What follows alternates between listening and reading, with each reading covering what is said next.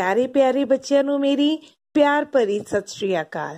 बच्चों हुण तक तुसी बहुत सारे दो अखर मुक्ता शब्दां नू पढ़ चुके हो। आओ हुण असी इन्हां नाल बने छोटे छोटे वाकां नू पढ़दे हां। जल पर, एक बार फिर पढ़ांगे बच्चों। जल पर, जल भर के टूटी बंद कर दो। तर फड़, दोबारा पढ़ो।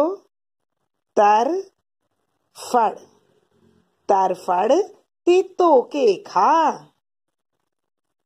घर वड़, हाँ जी घर वड़, घर वड़ के खब्बे हथ कमरा है। तन मल, एक बारी फिर पढ़ो। तन मल। प्यारे बच्चों तन मल के नहाओ ते रोगां नू दूर भजाओ। खत तर, पढ़ो एक बारी फिर बेटा। खत तर, डाकिया खत तर गया। सज फब, एक बारी फिर पढ़ते हैं। सज फब, देखो नवनीत सज फब के मामे दे ब्याह ते चली है। लड़ फड़, दोबारा पढ़ो। लड़ फड़, पग दा लड़ फड़। तन मन, एक बार फिर पढ़ते हैं बच्चों। तन मन, तन मन नाल वड्डियां दी सेवा करो। जल थल, पढ़ो जी। जल थल, देखो बच्चों मींह तो बाद सारे पासे जल थल हो गया। आओ बच्चों हुण लिखण दा अभ्यास करिए। जल, जल। पर, पर, जल पर। तर, तर। फड़, फड़, तर फड़। कर, कर। वड़, वड़, घर वड़। बच्चों हुण घर दा काम पन्ना नंबर 69 ते जो वाक ਹਨ ਉਹਨਾਂ ਨੂੰ ਪੜ੍ਹਨਾ ਹੈ ਅਤੇ ਸੋਹਣੀ ਲਿਖਾਈ ਦੇ ਵਿੱਚ ਲਿਖਣਾ। प्यारे बच्चों सत श्री अकाल। बच्चों साडा अज दा पहला प्रश्न है, एक भुखी वेल नूं 4 मच्छियां लभियां। ਉਹ ਸਭ ਤੋਂ ਵੱਡੀ ਸੰਖਿਆ ਵਾਲੀ ਮੱਛੀ ਨੂੰ ਖਾਣਾ ਚਾਹੁੰਦੀ ਹੈ। ਦੱਸੋ ਉਹ ਕਿਸ ਸੰਖਿਆ ਵਾਲੀ ਮੱਛੀ ਨੂੰ ਖਾਏਗੀ। ਬੱਚਿਓ ਊੜਾ 2, ਆੜਾ 5, ਈੜੀ 4 ਜਾਂ ਫਿਰ ਸੱਸਾ 8। आओ बच्चों आपां बिंदुआं दी सहायता नाल चारे संख्यावां नूं वारी-वारी गिणीए। बच्चों आपां सब तो पहला ऊड़ा उत्तर दी संख्या गिणदे हां। 1 2, ऊड़ा उत्तर विच 2 बिंदु हन। हुण बच्चों आड़ा उत्तर दी संख्या नूं गिणदे हां। 1 2 3 4 5, आड़ा उत्तर विच 5 बिंदु हन। हुण बच्चों ईड़ी उत्तर दी संख्या गिणीए।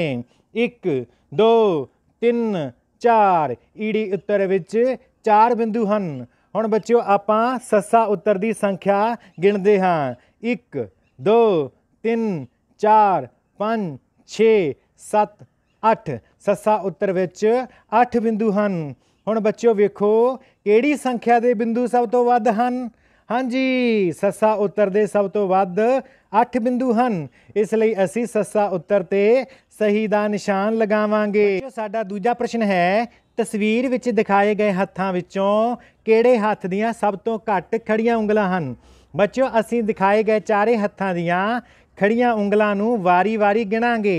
सब तो पहलां आपां ऊड़ा उत्तर दियां खड़ियां उंगलां गिणदे हां। 1 2 3, ऊड़ा उत्तर विच 3 उंगलां खड़ियां हन। आओ आड़ा हत्थ दियां खड़ियां उंगलां गिणदे हां। 1 2 3 4 ਆੜਾ ਹੱਥ ਵਿੱਚ 4 ਉਂਗਲਾਂ ਖੜੀਆਂ ਹਨ। ਹੁਣ ਬੱਚਿਓ ਈੜੀ ਹੱਥ ਦੀਆਂ ਉਂਗਲਾਂ ਗਿਣਦੇ ਹਾਂ। 1 2 ਈੜੀ ਹੱਥ ਵਿੱਚ 2 ਉਂਗਲਾਂ ਖੜੀਆਂ ਹਨ। ਬੱਚਿਓ ਹੁਣ ਆਪਾਂ ਸੱਸਾ ਹੱਥ ਦੀਆਂ ਖੜੀਆਂ ਉਂਗਲਾਂ ਗਿਣਦੇ ਹਾਂ।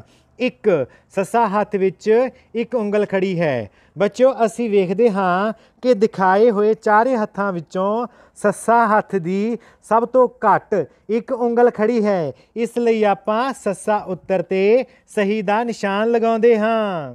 ਬੱਚਿਓ ਸਾਡਾ ਤੀਜਾ ਪ੍ਰਸ਼ਨ ਹੈ, ਤਸਵੀਰ ਵਿੱਚ ਖੜੀਆਂ ਉਂਗਲਾਂ ਦੀ ਗਿਣਤੀ ਦੱਸੋ। ਬੱਚਿਓ ਪਹਿਲੇ ਹੱਥ ਦੀਆਂ ਸਾਰੀਆਂ 5 ਉਂਗਲਾਂ ਖੜੀਆਂ ਹਨ ਅਤੇ ਦੂਸਰੇ ਹੱਥ ਦੀਆਂ 3 ਉਂਗਲਾਂ ਖੜੀਆਂ ਹਨ। ਇਸ ਲਈ ਬੱਚਿਓ ਦੋਨਾਂ ਹੱਥਾਂ ਦੀਆਂ ਉਂਗਲਾਂ ਗਿਣਨ ਲਈ ਅਸੀਂ ਪਹਿਲੇ ਹੱਥ ਦੀਆਂ 5 ਉਂਗਲਾਂ ਤੋਂ ਅੱਗੇ ਇੱਕ ਇੱਕ ਕਰਕੇ ਗਿਣਾਂਗੇ। 5 ਉਂਗਲਾਂ ਤੇ ਇੱਕ ਹੋਰ ਉਂਗਲ ਹੋ ਗਈਆਂ 6 ਉਂਗਲਾਂ। 6 ਉਂਗਲਾਂ ਤੇ ਇੱਕ ਹੋਰ ਉਂਗਲ ਹੋ ਗਈਆਂ 7 ਉਂਗਲਾਂ। 7 ਉਂਗਲਾਂ ਤੇ ਇੱਕ ਹੋਰ ਉਂਗਲ ਹੋ ਗਈਆਂ 8 ਉਂਗਲਾਂ। ਬੱਚਿਓ ਹੁਣ ਸਾਨੂੰ ਪਤਾ ਲੱਗ ਗਿਆ ਹੈ ਕਿ ਦੋਨਾਂ ਹੱਥਾਂ ਦੀਆਂ 8 ਉਂਗਲਾਂ ਖੜੀਆਂ ਹਨ।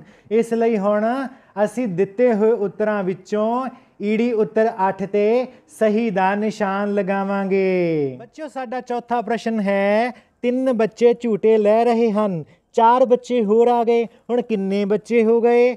ਬੱਚਿਓ ਅਸੀਂ ਵੇਖਦੇ ਹਾਂ ਕਿ 3 ਬੱਚੇ ਪਹਿਲਾਂ ਹੀ ਝੂਟੇ ਲੈ ਰਹੇ ਹਨ ਅਤੇ 4 ਬੱਚੇ ਹੋਰ ਆ ਗਏ।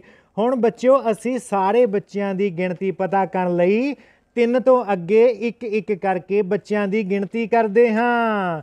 3 ਬੱਚੇ ਅਤੇ ਇੱਕ ਹੋਰ ਬੱਚਾ ਹੋ ਗਏ 4 ਬੱਚੇ। 4 ਬੱਚੇ ਅਤੇ ਇੱਕ ਹੋਰ ਬੱਚਾ ਹੋ ਗਏ 5 ਬੱਚੇ। 5 ਬੱਚੇ ਅਤੇ ਇੱਕ ਹੋਰ ਬੱਚਾ ਹੋ ਗਏ 6 ਬੱਚੇ। 6 ਬੱਚੇ ਅਤੇ ਇੱਕ ਹੋਰ ਬੱਚਾ ਹੋ ਗਏ 7 ਬੱਚੇ। ਬੱਚਿਓ 3 ਬੱਚੇ ਪਹਿਲਾਂ ਸਨ, 4 ਬੱਚੇ ਹੋਰ ਆ ਗਏ, ਹੋ ਗਏ 7 ਬੱਚੇ। ਇਸ ਲਈ ਬੱਚਿਓ ਅਸੀਂ ਦਿੱਤੇ ਹੋਏ ਉੱਤਰਾਂ ਵਿੱਚੋਂ ਊੜਾ ਉੱਤਰ 7 ਤੇ ਸਹੀ ਦਾ ਨਿਸ਼ਾਨ ਲਗਾਵਾਂਗੇ। ਬੱਚਿਓ ਸਾਡਾ ਪੰਜਵਾਂ ਪ੍ਰਸ਼ਨ ਹੈ, ਸਮਝੋ ਤੇ ਕਰੋ। ਬੱਚਿਓ ਸੋਨੂ ਕੋਲ 9 ਗੁਬਾਰੇ ਹਨ, ਉਸਨੇ 4 ਗੁਬਾਰੇ ਮੋਨੂ ਨੂੰ ਦੇ ਦਿੱਤੇ। ਹੁਣ ਸੋਨੂ ਕੋਲ ਕਿੰਨੇ ਗੁਬਾਰੇ ਰਹਿ ਗਏ।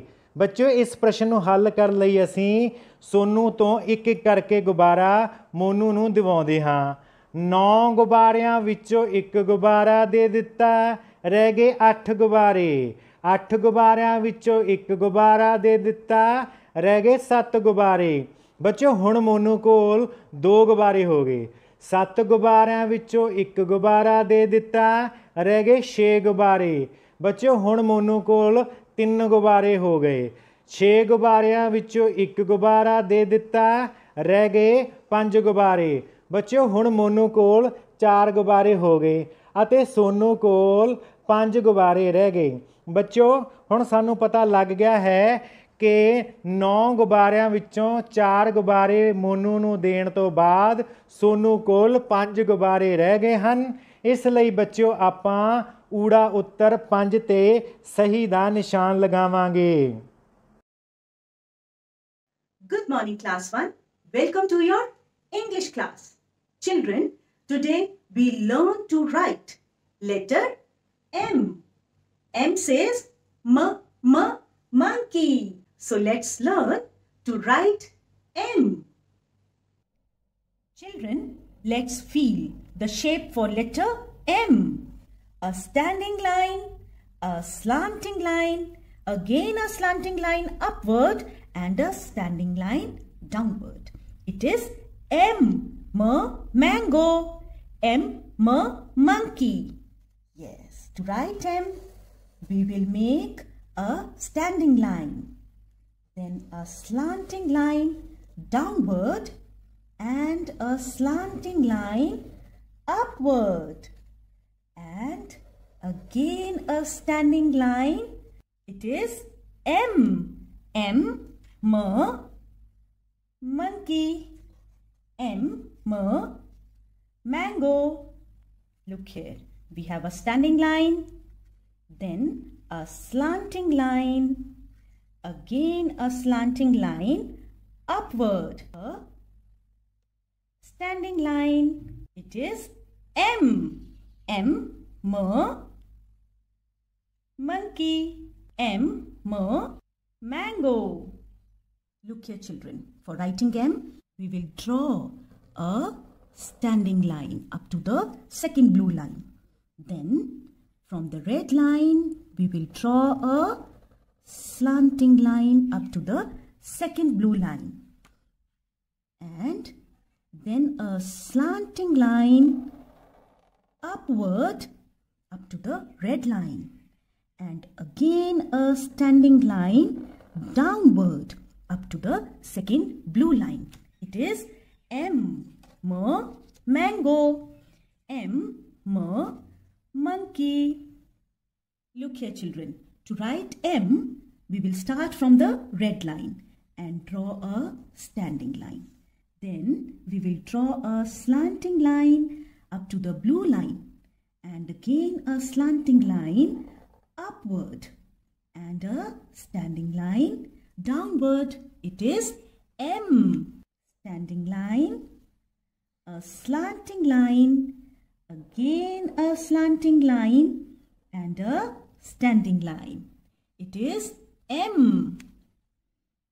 A standing line, a slanting line, again a slanting line upward and a standing line downward.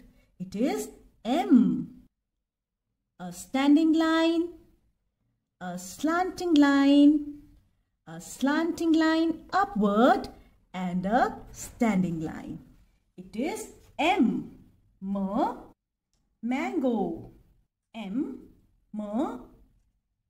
Monkey. And now it's time for your homework.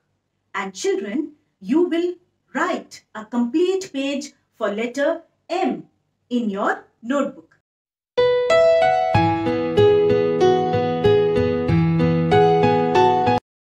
दूसरी जमात दे नन्हे मुन्ने प्यारे बच्चों सत श्री अकाल। प्यारे बच्चों, जिवें कि तुसी अपनी पंजाबी दी पुस्तक विचों पैरी हाहा वाले शब्द अते वाक बहुत चंगी तरह कर चुके हो ते अज असीं करांगे पन्ना नंबर 30 उत्तों शब्द जोड़ पूरे करो। प्यारे बच्चों, जल्दी जल्दी अपनी पुस्तकां खोलो ते देखिए कि इस विच पहला शब्द जोड़ किहड़ा है। ये है किला। की है बच्चों? किला। अमृतसर शहर विच गोबिंदगढ़ किला स्थित है। अगला शब्द है पीढ़ी। पीढ़ी बच्चों, घरां दे विच तुसीं पीढ़ी तां जरूर देखी होवेगी। अगला शब्द है आलणा। आलणा ते छोटे छोटे पंछी कित्थे रहिंदे हन? आलणे विच। वो देखो। अगला शब्द है अनपढ़। अनपढ़। अनपढ़ता देश लई श्राप हुंदी है बच्चों। आओ कुछ होर शब्द आपां देखदे हां। ये जो शब्द साडे कोल है, ये शब्द है प्यारे बच्चों दाढ़ी। दाढ़ी। हाँ जी बच्चों, तुहानू पता है ना दाढ़ी की हुंदी है? हाँ जी। हुण अगला शब्द असीं देखदे हां। ये है रुड़। रुड़। ज़्यादा पानी में चीज़ां रुड़ जांदियां हन। ये है गूड़ा। गूड़ा। बई तेरे सूट का रंग तो बड़ा गूड़ा है। अगला शब्द है चिन्ह। चिन्ह। प्यारे बच्चों, थानू राष्ट्रीय चिन्ह का पता है ना? ये है अन्ना। की है बच्चों? अन्ना, जिसनू दिखाई नहीं देंदा। अगला शब्द है खुला। तुहाडा वेड़ा खुला है बच्चों? हाँ जी। आओ इस शब्द नू पढ़ते हाँ। ये है कल। कल मैं तुहानू मिलन आवांगी, तैयार रहना बच्चों। अगला शब्द है 12। 11 तो बाद की आउंदा है 12 ते 12 मां भी हुंदा है। हाँ जी। आओ फिर इन्हां नू एक बार फिर पढ़ते हाँ। मेरे नाल नाल तुसीं भी इन्हां शब्दां नू दोबारा पढ़ना है। ये शब्द हैं बच्चों किला, पीढ़ी, आलना, अनपढ़, दाढ़ी, रुड़। ठीक है बच्चों, आओ आपां कुछ होर शब्दां दी दोहराई करते हाँ। ये शब्द हैं गूड़ा, चिन्ह, अन्ना, खुला, कल, 12। ठीक है बच्चों, हुण आपां इन्हां सारे शब्दां दी दोहराई भी कर ली है ते हुण वारी है घर दे काम दी। ਤੇ ਕਰ ਦਾ ਕੰਮ ਕੀ ਹੈ ਬੱਚਿਓ? ਕਰ ਦਾ ਕੰਮ ਹੈ ਇਹਨਾਂ ਸ਼ਬਦ ਜੋੜਾਂ ਨੂੰ ਪੂਰਾ ਕਰਨਾ ਹੈ। ਇਸ ਨੂੰ ਆਪਣੀ ਕਾਪੀ ਅਤੇ ਕਿਤਾਬ ਉੱਤੇ ਬਹੁਤ ਸੋਹਣੀ ਲਿਖਾਈ ਦੇ ਵਿੱਚ ਲਿਖਣਾ ਹੈ ਤੇ ਇਹਨਾਂ ਦੀ ਚੰਗੀ ਤਰ੍ਹਾਂ ਦੁਹਰਾਈ ਕਰਨੀ ਹੈ।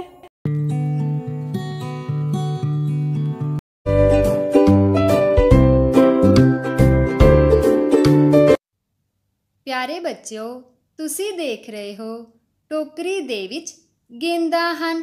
ਇਹ ਕਿੰਨੀਆਂ ਗੇਂਦਾਂ ਹਨ? ਆਓ ਗਿਣੀਏ। 1 2 3 4। ਇਹ 4 ਗੇਂਦਾਂ ਹਨ। ਬੱਚਿਓ, ਜੇਕਰ ਮੈਂ ਟੋਕਰੀ ਦੇ ਵਿੱਚ 2 ਗੇਂਦਾਂ ਹੋਰ ਰੱਖ ਦਿੰਦੀ ਹਾਂ ਤਾਂ ਕਿੰਨੀਆਂ ਗੇਂਦਾਂ ਹੋ ਜਾਣਗੀਆਂ? ਪਹਿਲਾਂ ਟੋਕਰੀ ਦੇ ਵਿੱਚ 4 ਗੇਂਦਾਂ ਹਨ। ਮੈਂ 2 ਗੇਂਦਾਂ ਹੋਰ ਰੱਖ ਦਿੰਦੀ ਹਾਂ। 5 6। ਟੋਕਰੀ ਦੇ ਵਿੱਚ 6 ਗੇਂਦਾਂ ਹਨ। ਬੱਚਿਓ, ਪਹਿਲਾਂ ਟੋਕਰੀ ਦੇ ਵਿੱਚ 4 ਗੇਂਦਾਂ ਸਨ। 2 ਗੇਂਦਾਂ ਹੋਰ ਰੱਖ ਦਿੱਤੀਆਂ ਤੇ ਟੋਕਰੀ ਦੇ ਵਿੱਚ 6 ਗੇਂਦਾਂ ਹੋ ਗਈਆਂ। ਜੇਕਰ ਮੈਂ 2 ਗੇਂਦਾਂ ਨੂੰ ਬਾਹਰ ਕੱਢ ਦਿੰਦੀ ਹਾਂ ਤਾਂ ਦੇਖੀਏ ਕਿ ਕਿੰਨੀਆਂ ਗੇਂਦਾਂ ਰਹਿ ਜਾਂਦੀਆਂ ਹਨ। 1 2 3 4। ਹੁਣ ਟੋਕਰੀ ਦੇ ਵਿੱਚ 4 ਗੇਂਦਾਂ ਹਨ। ਪਹਿਲਾਂ ਟੋਕਰੀ ਵਿੱਚ 4 ਗੇਂਦਾਂ ਸਨ। ਫਿਰ ਟੋਕਰੀ ਵਿੱਚ 2 ਗੇਂਦਾਂ ਹੋਰ ਰੱਖ ਦਿੱਤੀਆਂ ਤਾਂ ਹੁਣ ਗੇਂਦਾਂ 6 ਹਨ।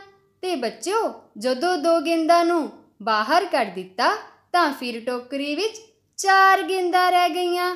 ਦੇਖਿਆ ਬੱਚਿਓ ਤੁਸੀਂ, ਗੇਂਦਾਂ ਕਦੀ ਵੱਧਦੀਆਂ ਹਨ ਤੇ ਕਦੀ ਘਟਦੀਆਂ ਹਨ।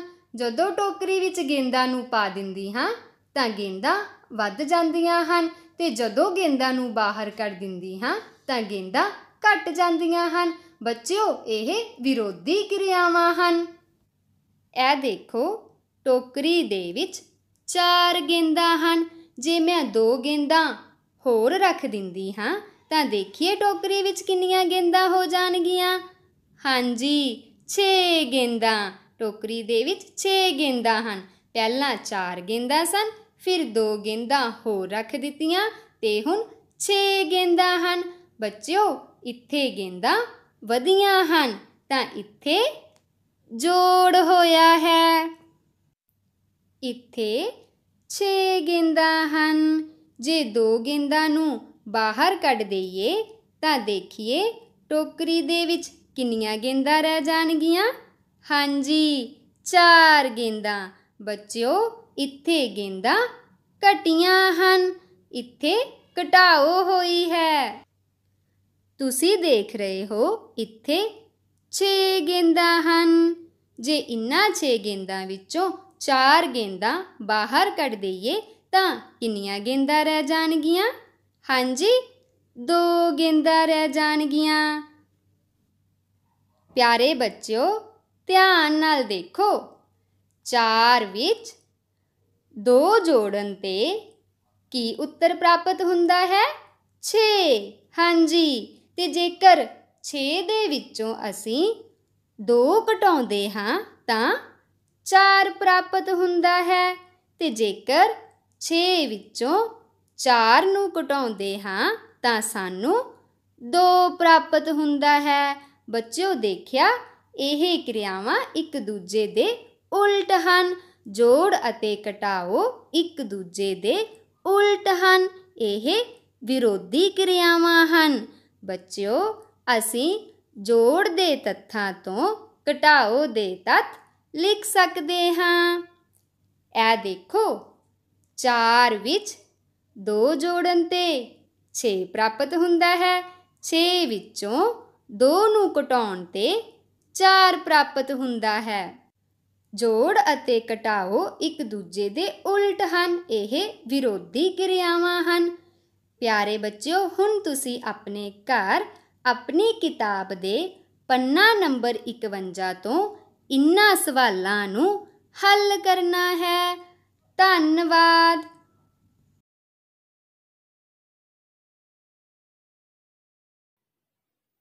Hello lovely children.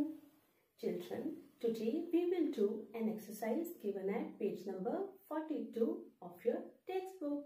Write words for given pictures in cursive. Children, look at the first picture. It shows a den. Let's write D-N, den. Yes, in cursive handwriting. The next one is a hen. Write down H-N, hen. Come on, look at the next picture. Yes, it shows men. Write down M-N, men. Yes, like this. The next picture shows a pen. We write as P-N, pen. Yes, in cursive handwriting. The next picture shows a number 10. So, we will write 10. T-N, 10. Here is our next picture. Yes, it shows a leg. We write as L-egg, leg. Let's move to the next picture. Yes, it is a peg. Write down P-egg, peg. Let's move to the next picture. Children, it is a jet. J-et, jet. The next one is, yes, it is a net. N-et, net. The next picture shows wet cloths. So, the word is wet. Let's write W-et, wet. In the next picture, you can see some dewdrops. So, let's write out the word dew. D-U, dew. The next picture shows red color. So, we will write red. R-et, red. Look at the next picture. Yes, it is a bed. Write down B-ed, bed. The next picture shows a web. W-eb, web. Children, this was all for today. Now it's time for homework. Write down the words for all the pictures in cursive handwriting in your textbooks. Meenu ਤੇ टिंकू ਪਹਿਲੀ ਵਾਰ ਚੰਡੀਗੜ੍ਹ ਆਏ ਸਨ। ਉਹਨਾਂ ਦੇ ਮਾਮਾ ਜੀ ਚੰਡੀਗੜ੍ਹ ਰਹਿੰਦੇ ਸਨ। ਮਾਮਾ ਜੀ ਦਾ ਇੱਕ ਪੁੱਤਰ ਸੀ ਜਿਸ ਦਾ ਨਾਂ ਸਿਮਰਨ ਸੀ। ਉਹ ਮੀਨੂ ਤੇ ਟਿੰਕੂ ਤੋਂ ਥੋੜਾ ਵੱਡਾ ਸੀ। ਸ਼ਾਮ ਨੂੰ ਸਿਮਰਨ ਉਹਨਾਂ ਨੂੰ ਬਾਜ਼ਾਰ ਘੁਮਾਉਣ ਲਈ ਲੈ ਗਿਆ। ਬਾਜ਼ਾਰ ਉਹਨਾਂ ਦੇ ਘਰ ਤੋਂ ਥੋੜੀ ਹੀ ਦੂਰ ਸੀ। ਬਾਜ਼ਾਰ ਜਾਣ ਲਈ ਉਹਨਾਂ ਨੇ ਇੱਕ ਸੜਕ ਪਾਰ ਕਰਨੀ ਸੀ। ਸੜਕ ਉੱਤੇ ਸਾਈਕਲਾਂ, ਸਕੂਟਰਾਂ, ਕਾਰਾਂ, ਟੈਂਪੂਆਂ ਅਤੇ ਰਿਕਸ਼ਿਆਂ ਦੀ ਭੀੜ ਸੀ। ਪੈਦਲ ਜਾਣ ਵਾਲੇ ਲੋਕਾਂ ਦੀ ਵੀ ਕਾਫੀ ਭੀੜ ਸੀ। ਤੁਰਦਿਆਂ ਤੁਰਦਿਆਂ ਮੀਨੂ ਨੇ ਕਿਹਾ, ਦੇਖੋ ਵੀਰੇ, ਸਾਹਮਣੇ ਕੀ ਹੋ ਰਿਹਾ ਹੈ? ਟਿੰਕੂ ਨੇ ਸਾਹਮਣੇ ਦੇਖਿਆ। ਚੌਕ ਤੇ 4 ਖੰਭੇ ਲੱਗੇ ਹੋਏ ਸਨ। ਇੱਕ ਖੰਭੇ ਉੱਤੇ ਕਦੇ ਲਾਲ ਬੱਤੀ ਜਗਦੀ ਸੀ, ਕਦੇ ਪੀਲੀ ਤੇ ਕਦੇ ਹਰੇ ਰੰਗ ਦੀ ਬੱਤੀ ਜਗਦੀ ਸੀ। ਮੀਨੂ ਤੇ ਟਿੰਕੂ ਹੈਰਾਨ ਹੋ ਗਏ। ਉਹ ਇੱਧਰ ਉੱਧਰ ਦੇਖਣ ਲੱਗੇ ਕਿ ਇਹਨਾਂ ਬੱਤੀਆਂ ਨੂੰ ਕੌਣ ਜਗਾ ਬੁਝਾ ਰਿਹਾ ਹੈ, ਪਰ ਉੱਥੇ ਤਾਂ ਕੋਈ ਨਹੀਂ ਸੀ। ਸਾਈਕਲਾਂ, ਸਕੂਟਰਾਂ ਤੇ ਕਾਰਾਂ ਵਾਲੇ ਲਾਲ ਰੰਗ ਦੀ ਬੱਤੀ ਦੇਖ ਕੇ ਰੁਕ ਜਾਂਦੇ ਸਨ। ਹਰੀ ਬੱਤੀ ਤੇ ਜਗਦਿਆਂ ਹੀ ਸਭ ਚੱਲ ਪੈਂਦੇ ਸਨ। ਦੋਹਾਂ ਦੀ ਸਮਝ ਵਿੱਚ ਕੁਝ ਨਹੀਂ ਆ ਰਿਹਾ ਸੀ। ਕੁਝ ਦੇਰ ਉਹ ਖੜੇ ਇਹ ਸਭ ਕੁਝ ਦੇਖਦੇ ਰਹੇ। ਸਿਮਰਨ ਕੁਝ ਕਹਿ ਨਹੀਂ ਲੱਗਾ ਸੀ ਕਿ ਇੰਨੇ ਨੂੰ मीनू ते टिंकू ने सिमरन तो बत्तियां बारे पुछया। ਇਹ ਕਿਉਂ ਲਾਈਆਂ ਹਨ ਤੇ ਇਹ ਕਿਵੇਂ ਜਗਦੀਆਂ ਤੇ ਬੁਝਦੀਆਂ ਹਨ? सिमरन ਤਾਂ ਪਹਿਲਾਂ ਹੀ ਉਹਨਾਂ ਨੂੰ ਇਹਨਾਂ ਬੱਤੀਆਂ ਬਾਰੇ ਦੱਸਣਾ ਚਾਹੁੰਦਾ ਸੀ। ਉਸਨੇ ਦੱਸਿਆ ਕਿ ਇਹ ਬੱਤੀਆਂ ਆਵਾਜਾਈ ਨੂੰ ਚੰਗੀ ਤਰ੍ਹਾਂ ਚਲਾਉਣ ਲਈ ਹਨ। ਦੇਖੋ ਉਹ ਲਾਲ ਬੱਤੀ ਹੋ ਗਈ ਹੈ। ਇੱਧਰ ਜਾਣ ਵਾਲੇ ਸਾਰੇ ਰੁਕ ਗਏ ਹਨ। ਪੀਲੀ ਬੱਤੀ ਹੋਣ ਉੱਤੇ ਇਹ ਸਭ ਚੱਲਣ ਲਈ ਤਿਆਰ ਹੋਣਗੇ ਤੇ ਹਰੀ ਬੱਤੀ ਹੋਣ ਨਾਲ ਸਭ ਚੱਲ ਪੈਣਗੇ। ਇਸ ਤਰ੍ਹਾਂ ਕਰਨ ਨਾਲ ਸੜਕ ਉੱਤੇ ਕੋਈ ਦੁਰਘਟਨਾ ਨਹੀਂ ਹੁੰਦੀ। ਸਿਮਰਨ ਨੇ ਉਹਨਾਂ ਨੂੰ ਸੜਕ ਉੱਤੇ ਚੱਲਣ ਦੇ ਹੋਰ ਵੀ ਕਈ ਨਿਯਮ ਸਮਝਾਏ। ਸਿਮਰਨ ਨੇ ਦੱਸਿਆ, ਸਾਨੂੰ ਸਦਾ ਆਪਣੇ ਖੱਬੇ ਹੱਥ ਚੱਲਣਾ ਚਾਹੀਦਾ ਹੈ। ਸੜਕ ਪਾਰ ਕਰਦੇ ਸਮੇਂ ਕਾਹਲੀ ਨਹੀਂ ਕਰਨੀ ਚਾਹੀਦੀ। ਸਾਨੂੰ ਪਹਿਲਾਂ ਆਪਣੇ ਸੱਜੇ ਪਾਸੇ ਦੇਖਣਾ ਚਾਹੀਦਾ ਹੈ, ਫਿਰ ਅੱਧੀ ਸੜਕ ਪਾਰ ਕਰਨ ਬਾਅਦ ਖੱਬੇ ਪਾਸੇ ਦੇਖਣਾ ਚਾਹੀਦਾ ਹੈ। ਜੇਕਰ ਸੜਕ ਖਾਲੀ ਨਾ ਹੋਵੇ ਤਾਂ ਸਾਨੂੰ ਰੁਕ ਜਾਣਾ ਚਾਹੀਦਾ ਹੈ। ਚੌਕ ਵਿੱਚ ਪੈਦਲ ਚੱਲਣ ਵਾਲਿਆਂ ਲਈ ਸੜਕ ਉੱਤੇ ਨਿਸ਼ਾਨ ਲੱਗੇ ਹੁੰਦੇ ਹਨ। ਇਹਨਾਂ ਨੂੰ ਜ਼ੈਬਰਾ ਕ੍ਰਾਸਿੰਗ ਕਹਿੰਦੇ ਹਨ। ਸਿਮਰਨ ਨੇ ਇਹ ਵੀ ਦੱਸਿਆ ਕਿ ਜੇਕਰ ਕਿਸੇ ਚੌਕ ਵਿੱਚ ਸਿਪਾਹੀ ਖੜਾ ਹੋਵੇ ਤਾਂ ਸਾਨੂੰ ਉਸ ਦੇ ਹੱਥਾਂ ਦੇ ਇਸ਼ਾਰਿਆਂ ਅਨੁਸਾਰ ਚੱਲਣਾ ਚਾਹੀਦਾ ਹੈ। ਅੱਜ ਕੱਲ੍ਹ ਦੇ ਸਕੂਲਾਂ ਦੇ ਬੱਚਿਆਂ ਨੂੰ ਤਾਂ ਇਸ ਬਾਰੇ ਸਿਖਲਾਈ ਵੀ ਦਿੱਤੀ ਜਾਂਦੀ ਹੈ। ਮੀਨੂ ਤੇ ਟਿੰਕੂ ਨੇ ਕਿਹਾ, ਵੀਰ ਜੀ ਹੁਣ ਅਸੀਂ ਸਭ ਸਮਝ ਗਏ ਹਾਂ। ਇਸੇ ਖੁਸ਼ੀ ਵਿੱਚ ਬਾਜ਼ਾਰੋਂ ਆਈਸਕ੍ਰੀਮ ਖਾਂਦੇ ਹਾਂ। ਆਈਸਕ੍ਰੀਮ ਦਾ ਨਾਂ ਸੁਣ ਕੇ ਮੀਨੂ ਤੇ ਟਿੰਕੂ ਖੁਸ਼ੀ-ਖੁਸ਼ੀ ਬਾਜ਼ਾਰ ਵੱਲ ਤੁਰ ਪਏ।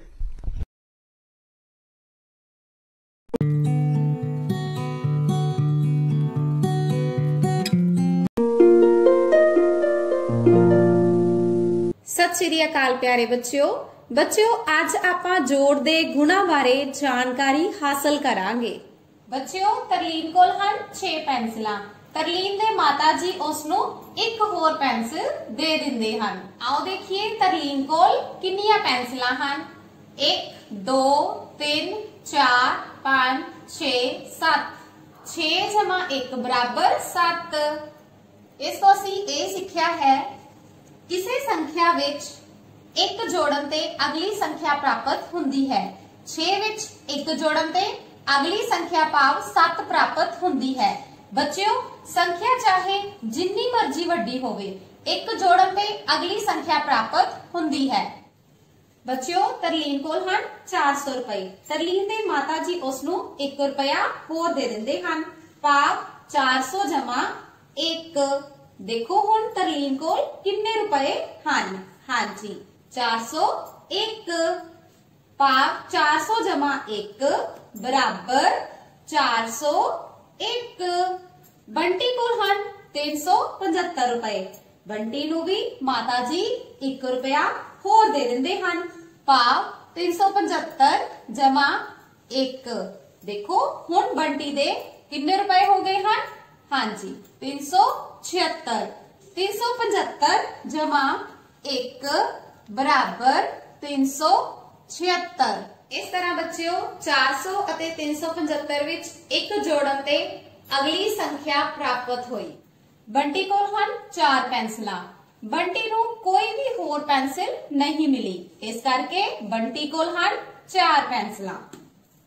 भाव 4 जमा 0 बराबर 4। बच्चों इस तो असी ये सीखिया है किसी संख्या विच 0 जोड़न ते उत्तर ओही संख्या रहंदी है। तरलीन कोल हन 136 रुपए ते तरलीन नू माता जी ने कोई भी होर रुपया नहीं दिता। भाव 336 जमा 0। देखो हुण तरलीन कोल किन्ने रुपए हन। हाँ जी बिल्कुल सही 136। 136 जमा 0 बराबर 136 रुपए। बंटी को हन 256 रुपए। बंटी नू भी कोई भी होर रुपया प्राप्त नहीं होया। भाव 256 जमा 0। देखो बंटी को हुण किन्ने रुपए हन। हाँ जी 256। 256 जमा 0 बराबर 256। इस तरह बच्चों 136 ਅਤੇ 256 ਵਿੱਚ 0 जोड़न ते उत्तर ओही संख्या प्राप्त हुई। बच्चों तरलीन कोल हन 2 पेंसिलां ते तरलीन दे माता जी उसनू 3 ਪੈਨਸਿਲਾਂ ਹੋਰ ਦੇ ਦਿੰਦੇ ਹਨ। ਆਓ ਦੇਖਦੇ ਹਾਂ ਤਰਲੀਨ ਕੋਲ ਹੁਣ ਕਿੰਨੀਆਂ ਪੈਨਸਿਲਾਂ ਹਨ। 1 2 3 4 5 ਭਾਵ 2 + 3 = 5। ਬੰਟੀ ਕੋਲ ਹਨ 3 ਪੈਨਸਿਲਾਂ। ਬੰਟੀ ਨੂੰ ਮਾਤਾ ਜੀ 2 ਹੋਰ ਪੈਨਸਿਲਾਂ ਦੇ ਦਿੰਦੇ ਹਨ। ਆਓ ਦੇਖਦੇ ਹਾਂ ਬੰਟੀ ਕੋਲ ਹੁਣ ਕਿੰਨੀਆਂ ਪੈਨਸਿਲਾਂ ਹਨ। 1 2 3 4 5 ਭਾਵ 3 + 2 = 5। ਬੱਚਿਓ ਇਸ ਤੋਂ ਅਸੀਂ ਇਹ ਸਿੱਖਿਆ ਹੈ ਜਮਾ ਦੀਆਂ ਰਕਮਾਂ ਦੀ ਤਰਤੀਬ ਬਦਲਣ ਤੇ ਜੋੜਫਲ ਵਿੱਚ ਕੋਈ ਫਰਕ ਨਹੀਂ ਪੈਂਦਾ। ਭਾਵ 2 + 3 ਜਾਂ 3 + 2 ਹੋਣ ਤੇ ਜੋੜਫਲ ਵਿੱਚ ਕੋਈ ਫਰਕ ਨਹੀਂ ਪੈਂਦਾ। ਬੱਚਿਓ ਤਰਲੀਨ ਕੋਲ ਹਨ 200 ਰੁਪਏ। ਤਰਲੀਨ ਦੇ ਮਾਤਾ ਜੀ ਉਸ ਨੂੰ 300 ਰੁਪਏ ਹੋਰ ਦੇ ਦਿੰਦੇ ਹਨ। ਭਾਵ 200 + 300। ਦੇਖੋ ਤਰਲੀਨ ਕੋਲ ਹੁਣ ਕਿੰਨੇ ਰੁਪਏ ਹੋ ਗਏ ਹਨ। ਹਾਂਜੀ 500। 200 + 300 = 500। ਬੰਟੀ ਕੋਲ ਹਨ 300 ਰੁਪਏ ਤੇ ਮਾਤਾ ਜੀ ਉਸ ਨੂੰ ਦਿੰਦੇ ਹਨ 200 ਰੁਪਏ। 300 + 200। ਦੇਖੋ ਹੁਣ ਬੰਟੀ ਕੋਲ ਸਾਰੇ ਕਿੰਨੇ ਰੁਪਏ ਹੋ ਗਏ ਹਨ। ਹਾਂਜੀ 500। 300 + 200 = 500। ਇਸ ਤਰ੍ਹਾਂ ਬੱਚਿਓ ਜਮਾ ਦੀਆਂ ਰਕਮਾਂ ਦੀ ਤਰਤੀਬ ਬਦਲਣ ਤੇ ਜੋੜਫਲ ਵਿੱਚ ਕੋਈ ਫਰਕ ਨਹੀਂ ਪਿਆ। ਪਿਆਰੇ ਬੱਚਿਓ ਘਰ ਦੇ ਵਿੱਚ ਤੁਸੀਂ ਦੱਸੇ ਹੋਏ ਤਰੀਕੇ ਅਨੁਸਾਰ ਪੇਜ ਨੰਬਰ 63 ਤੋਂ ਪਹਿਲਾ ਸਵਾਲ ਇਸ ਦੇ ਭਾਗਾਂ ਨੂੰ ਅਤੇ ਦੂਜਾ ਸਵਾਲ ਦੇ ਦਿੱਤੇ ਹੋਏ ਭਾਗਾਂ ਨੂੰ ਹੱਲ ਕਰਨਾ ਹੈ। ਧੰਨਵਾਦ।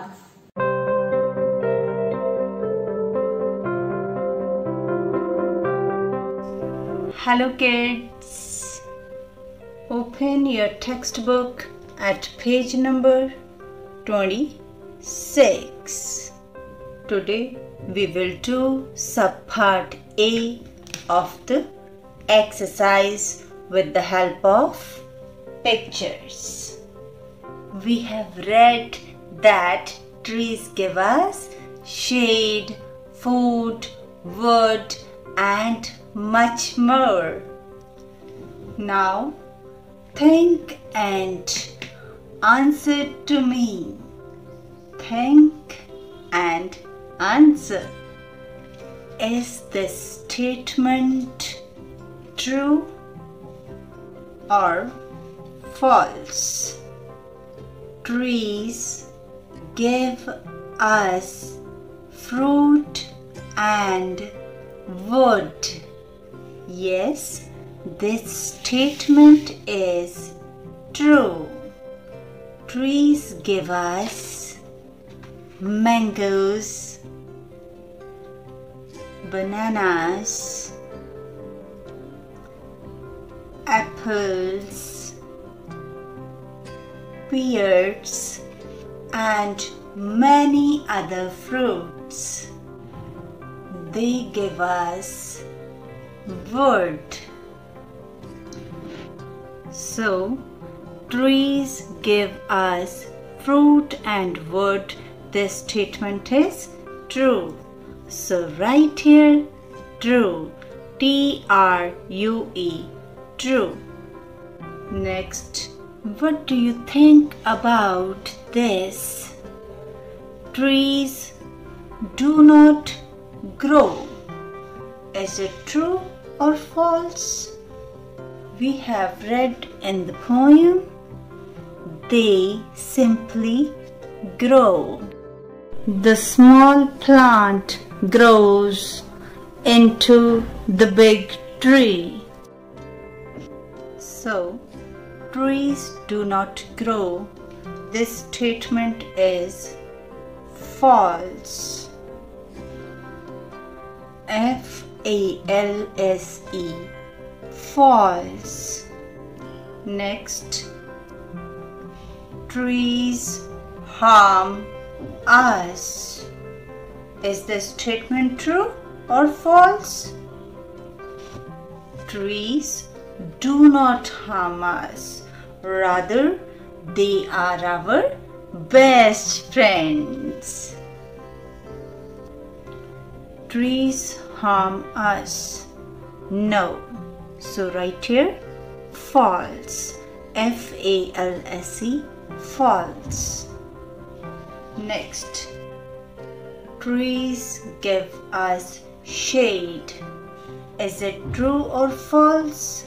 Let's see. We have read in the poem, they spread shade for sleepy cows. Or we can say they spread shade to everyone.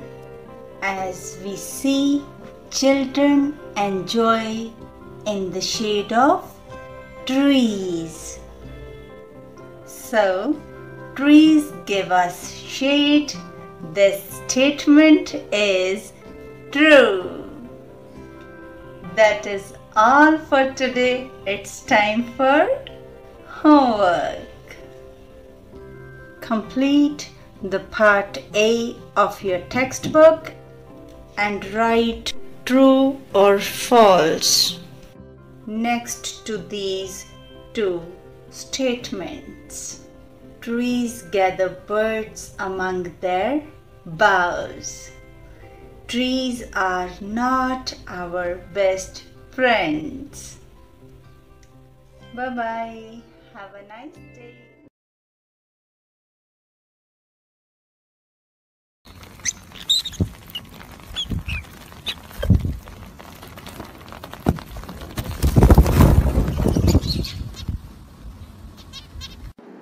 ਤੀਜੀ ਜਮਾਤ ਦੇ ਪਿਆਰੇ ਵਿਦਿਆਰਥੀਓ, ਇਸ ਵਕਤ ਤੁਸੀਂ ਸਭ ਆਪਣੇ ਘਰਾਂ ਦੇ ਅੰਦਰ ਬੈਠੇ ਟੈਲੀਵਿਜ਼ਨ ਤੇ ਇਹਨਾਂ ਲੈਸਨਸ ਨੂੰ ਦੇਖ ਵੀ ਰਹੇ ਹੋ ਤੇ ਸਮਝ ਵੀ ਰਹੇ ਹੋ। ਸੋ ਬੱਚਿਓ, ਕੀ ਤੁਸੀਂ ਇਹ ਕਦੇ ਸੋਚਿਆ ਹੈ ਕਿ ਜਿਸ ਤਰ੍ਹਾਂ ਤੁਸੀਂ ਆਪਣੇ ਘਰਾਂ ਦੇ ਅੰਦਰ ਰਹਿ ਰਹੇ ਹੋ, ਇਹ ਪੰਛੀ ਕਿੱਥੇ ਰਹਿੰਦੇ ਹੋਣਗੇ? ਬੱਚਿਓ, ਪੰਛੀਆਂ ਦੇ ਵੀ ਆਪਣੇ ਘਰ ਹੁੰਦੇ ਹਨ ਜਿਨ੍ਹਾਂ ਨੂੰ ਆਲ੍ਹਣੇ ਕਿਹਾ ਜਾਂਦਾ ਹੈ। ਵੱਖ-ਵੱਖ ਤਰ੍ਹਾਂ ਦੇ ਪੰਛੀਆਂ ਦੇ ਵੱਖ-ਵੱਖ ਤਰ੍ਹਾਂ ਦੇ ਆਲ੍ਹਣੇ ਹੁੰਦੇ ਹਨ। ਸੋ ਆਓ ਬੱਚਿਓ, ਅੱਜ ਅਸੀਂ ਪੰਛੀਆਂ ਦੀ ਦੁਨੀਆ ਵਿੱਚ ਚੱਲੀਏ ਤੇ ਇਹਨਾਂ ਬਾਰੇ ਹੋਰ ਜਾਣੀਏ। ਸੋ ਪਿਆਰੇ ਵਿਦਿਆਰਥੀਓ, ਵੱਖ-ਵੱਖ ਤਰ੍ਹਾਂ ਦੇ ਪੰਛੀਆਂ ਦੇ ਵੱਖ-ਵੱਖ ਤਰ੍ਹਾਂ ਦੇ ਆਲ੍ਹਣੇ ਹੁੰਦੇ ਹਨ। ਜਿਵੇਂ ਤੁਸੀਂ ਸਕਰੀਨ ਤੇ ਵੱਖ-ਵੱਖ ਆਲ੍ਹਣਿਆਂ ਨੂੰ ਦੇਖ ਵੀ ਸਕਦੇ ਹੋ। ਜਿਵੇਂ ਇਹ ਬਿਜੜੇ ਦਾ ਆਲ੍ਹਣਾ ਹੈ, ਇਹ ਤੋਤੇ ਦਾ ਆਲ੍ਹਣਾ ਹੈ ਤੇ ਇਹ ਚਿੜੀ ਦਾ ਆਲ੍ਹਣਾ ਹੈ। ਬੱਚਿਓ, ਕੀ ਤੁਸੀਂ ਕਦੇ ਇਹ ਸੋਚਿਆ ਹੈ ਕਿ ਜਿਹੜੇ ਪੰਛੀਆਂ ਦੇ ਆਲ੍ਹਣੇ ਹਨ, ਇਹ ਤਾਂ ਦਰਖਤਾਂ ਉੱਤੇ ਇੰਨਾ ਉੱਪਰ ਹੁੰਦੇ ਹਨ ਤੇ ਪੰਛੀ ਉਹਨਾਂ ਤੱਕ ਕਿਵੇਂ ਪਹੁੰਚਦੇ ਹਨ? ਬਿਲਕੁਲ ਸਹੀ ਕਿਹਾ ਬੱਚਿਓ, ਪੰਛੀ ਆਪਣੇ ਖੰਭਾਂ ਦੀ ਮਦਦ ਦੇ ਨਾਲ ਉਹਨਾਂ ਤੱਕ ਪਹੁੰਚਦੇ ਹਨ। ਸੋ ਪਿਆਰੇ ਵਿਦਿਆਰਥੀਓ, ਕੀ ਤੁਸੀਂ ਜਾਣਦੇ ਹੋ ਕਿ ਖੰਭਾਂ ਦੀ ਹੋਰ ਕੀ ਮਹੱਤਤਾ ਹੈ? ਬੱਚਿਓ, ਖੰਭ ਪੰਛੀਆਂ ਨੂੰ ਗਰਮੀ ਤੋਂ, ਸਰਦੀ ਤੋਂ ਬਚਾਉਂਦੇ ਹਨ। ਇਹ ਪੰਛੀਆਂ ਦੀ ਉੱਡਣ ਵਿੱਚ ਮਦਦ ਵੀ ਕਰਦੇ ਹਨ। ਪੰਛੀਆਂ ਦੇ ਖੰਭ ਬਹੁਤ ਸੁੰਦਰ ਹੁੰਦੇ ਹਨ। ਖੰਭਾਂ ਨਾਲ ਪੰਛੀ ਰੰਗ ਬਰੰਗੇ ਅਤੇ ਖੂਬਸੂਰਤ ਦਿਖਦੇ ਹਨ। ਤੇ ਪਿਆਰੇ ਵਿਦਿਆਰਥੀਓ, ਇਸ ਤੋਂ ਇਲਾਵਾ ਪੰਛੀਆਂ ਦੇ ਡਿੱਗੇ ਹੋਏ ਖੰਭਾਂ ਤੋਂ ਸਜਾਵਟੀ ਸਮਾਨ ਵੀ ਤਿਆਰ ਕੀਤਾ ਜਾਂਦਾ ਹੈ।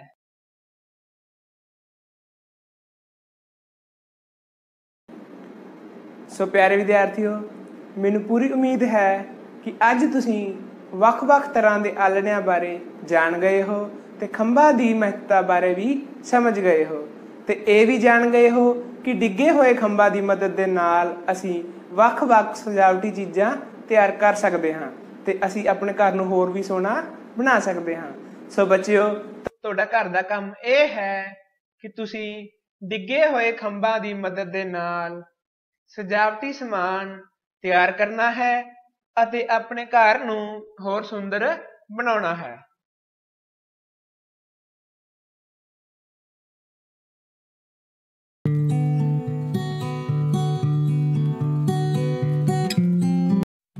ਪਿਆਰੇ ਬੱਚਿਓ, ਸਵਾਗਤ ਹੈ ਤੁਹਾਡਾ ਸਵਾਗਤ ਜ਼ਿੰਦਗੀ ਵਿੱਚ। ਜਿਵੇਂ ਕਿ ਤੁਸੀਂ ਜਾਣੋ ਹੀ ਹੋ ਕਿ ਸਾਡੀ ਕੁਦਰਤ ਹਰ ਇੱਕ ਮਨੁੱਖ ਦੇ ਨਾਲ ਬਰਾਬਰ ਦਾ ਵਿਵਹਾਰ ਕਰਦੀ ਹੈ। ਲੜਕੇ ਔਰ ਲੜਕੀ ਦੇ ਵਿੱਚ ਸਾਨੂੰ ਕੋਈ ਵੀ ਫਰਕ ਨਹੀਂ ਕਰਨਾ ਚਾਹੀਦਾ। ਮੈਂ ਤੁਹਾਨੂੰ ਇੱਕ ਐਸੇ ਪਰਿਵਾਰ ਨਾਲ ਮਿਲਾਉਣ ਜਾ ਰਹੀ ਹਾਂ ਜਿਸ ਦੇ ਵਿੱਚ ਹਰ ਇੱਕ ਨੂੰ ਸਮਾਨ ਅਧਿਕਾਰ ਹਨ ਔਰ ਉਹ ਪਰਿਵਾਰ ਬੜਾ ਹੀ ਖੁਸ਼ ਹੈ।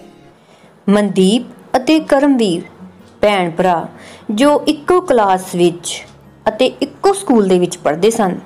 ਉਹ ਦੋਨੋਂ ਇਕੱਠੇ ਹੀ ਸਕੂਲ ਜਾਂਦੇ ਅਤੇ ਘਰ ਆ ਕੇ ਇਕੱਠੇ ਹੀ ਖੇਡਦੇ। ਉਹ ਸਕੂਲ ਦਾ ਕੰਮ ਖਤਮ ਕਰਕੇ ਕਮਰੇ ਦੀ ਸਫਾਈ ਕਰਨ ਲੱਗ ਜਾਂਦੇ। ਕਦੀ ਮਨਦੀਪ ਅਲਮਾਰੀ ਸਾਫ਼ ਕਰਦੀ ਅਤੇ ਕਦੀ ਡੱਬੇ ਵਿੱਚ ਬੰਦ ਕਰਕੇ ਕਿਤਾਬਾਂ ਰੱਖਦੀ ਅਤੇ ਕਦੀ ਮਨਦੀਪ ਚਾਦਰ ਨੂੰ ਝਾੜਦੀ। ਅਕਸਰ ਹੀ ਦੋਨਾਂ ਬੱਚਿਆਂ ਨੂੰ ਆਪਣੀ ਦਾਦੀ ਜੀ ਦੀ ਕਹੀ ਹੋਈ ਗੱਲ ਯਾਦ ਆਉਂਦੀ ਕਿ ਸਫਾਈ ਵਿੱਚ ਹੀ ਖੁਦਾਈ ਹੈ। ਬੱਚਿਆਂ ਦਾ ਕਮਰਾ ਸਾਫ਼ ਦੇਖ ਕੇ ਉਹਨਾਂ ਦੀ ਮਾਤਾ ਜੀ ਬਹੁਤ ਹੀ ਖੁਸ਼ ਹੋ ਕੇ ਉਹਨਾਂ ਨੂੰ ਕਹਿੰਦੇ, ਸ਼ਾਬਾਸ਼ ਮੇਰੇ ਬੱਚਿਓ, ਸਾਫ਼ ਸੁਥਰੇ ਵਿੱਚ ਪੜ੍ਹਾਈ ਵੀ ਚੰਗੀ ਹੀ ਹੁੰਦੀ ਹੈ।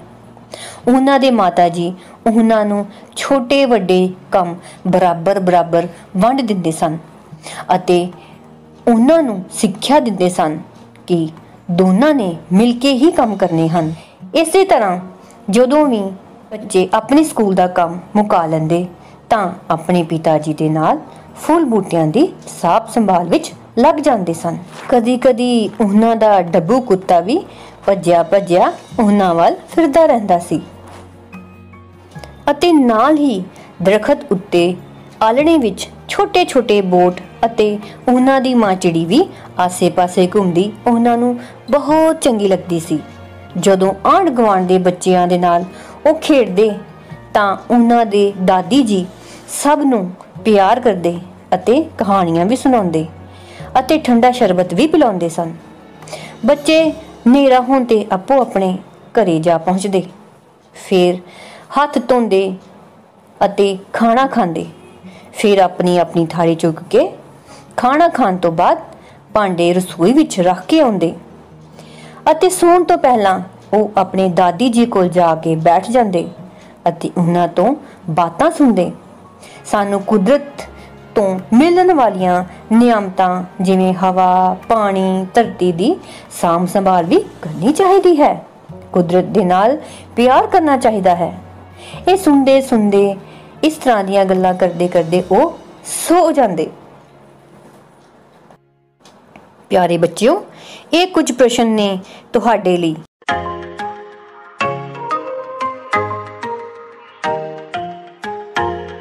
ਪਿਆਰੇ ਬੱਚਿਓ, ਅੱਜ ਆਪਾਂ ਜਮਾਤ ਚੌਥੀ ਵਿਸ਼ਾ ਪੰਜਾਬੀ ਦੀ ਪਾਠ ਪੁਸਤਕ ਵਿੱਚੋਂ ਪਾਠ 8 ਬੁੱਝ ਤੂੰ ਮੇਰੀ ਬਾਤ ਕਵਿਤਾ ਬਾਰੇ ਗੱਲ ਕਰਾਂਗੇ। ਇਹ ਕਵਿਤਾ ਲੇਖਕ ਦਰਸ਼ਨ ਸਿੰਘ ਆਸ ਦੁਆਰਾ ਲਿਖੀ ਬਹੁਤ ਪਿਆਰੀ ਕਵਿਤਾ ਹੈ।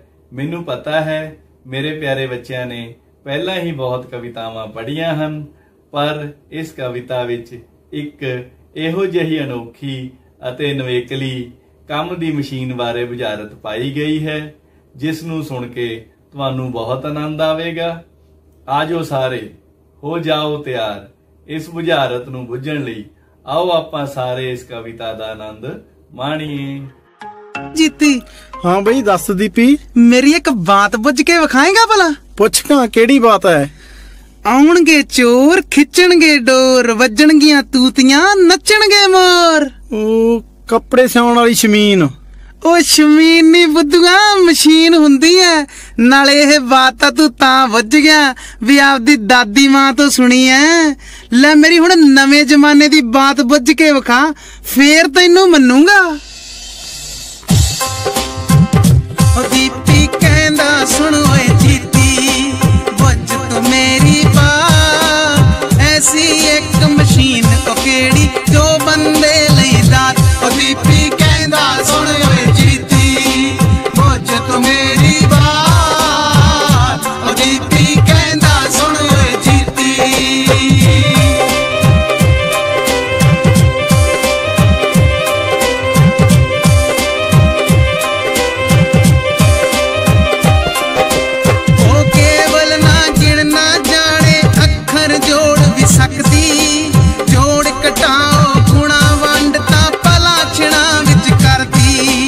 ਇਸਨੇ ਹੋਰ ਮਸ਼ੀਨਾਂ ਤਾਈਂ ਪਾ ਦਿੱਤੀ ਐ ਮਾਰ।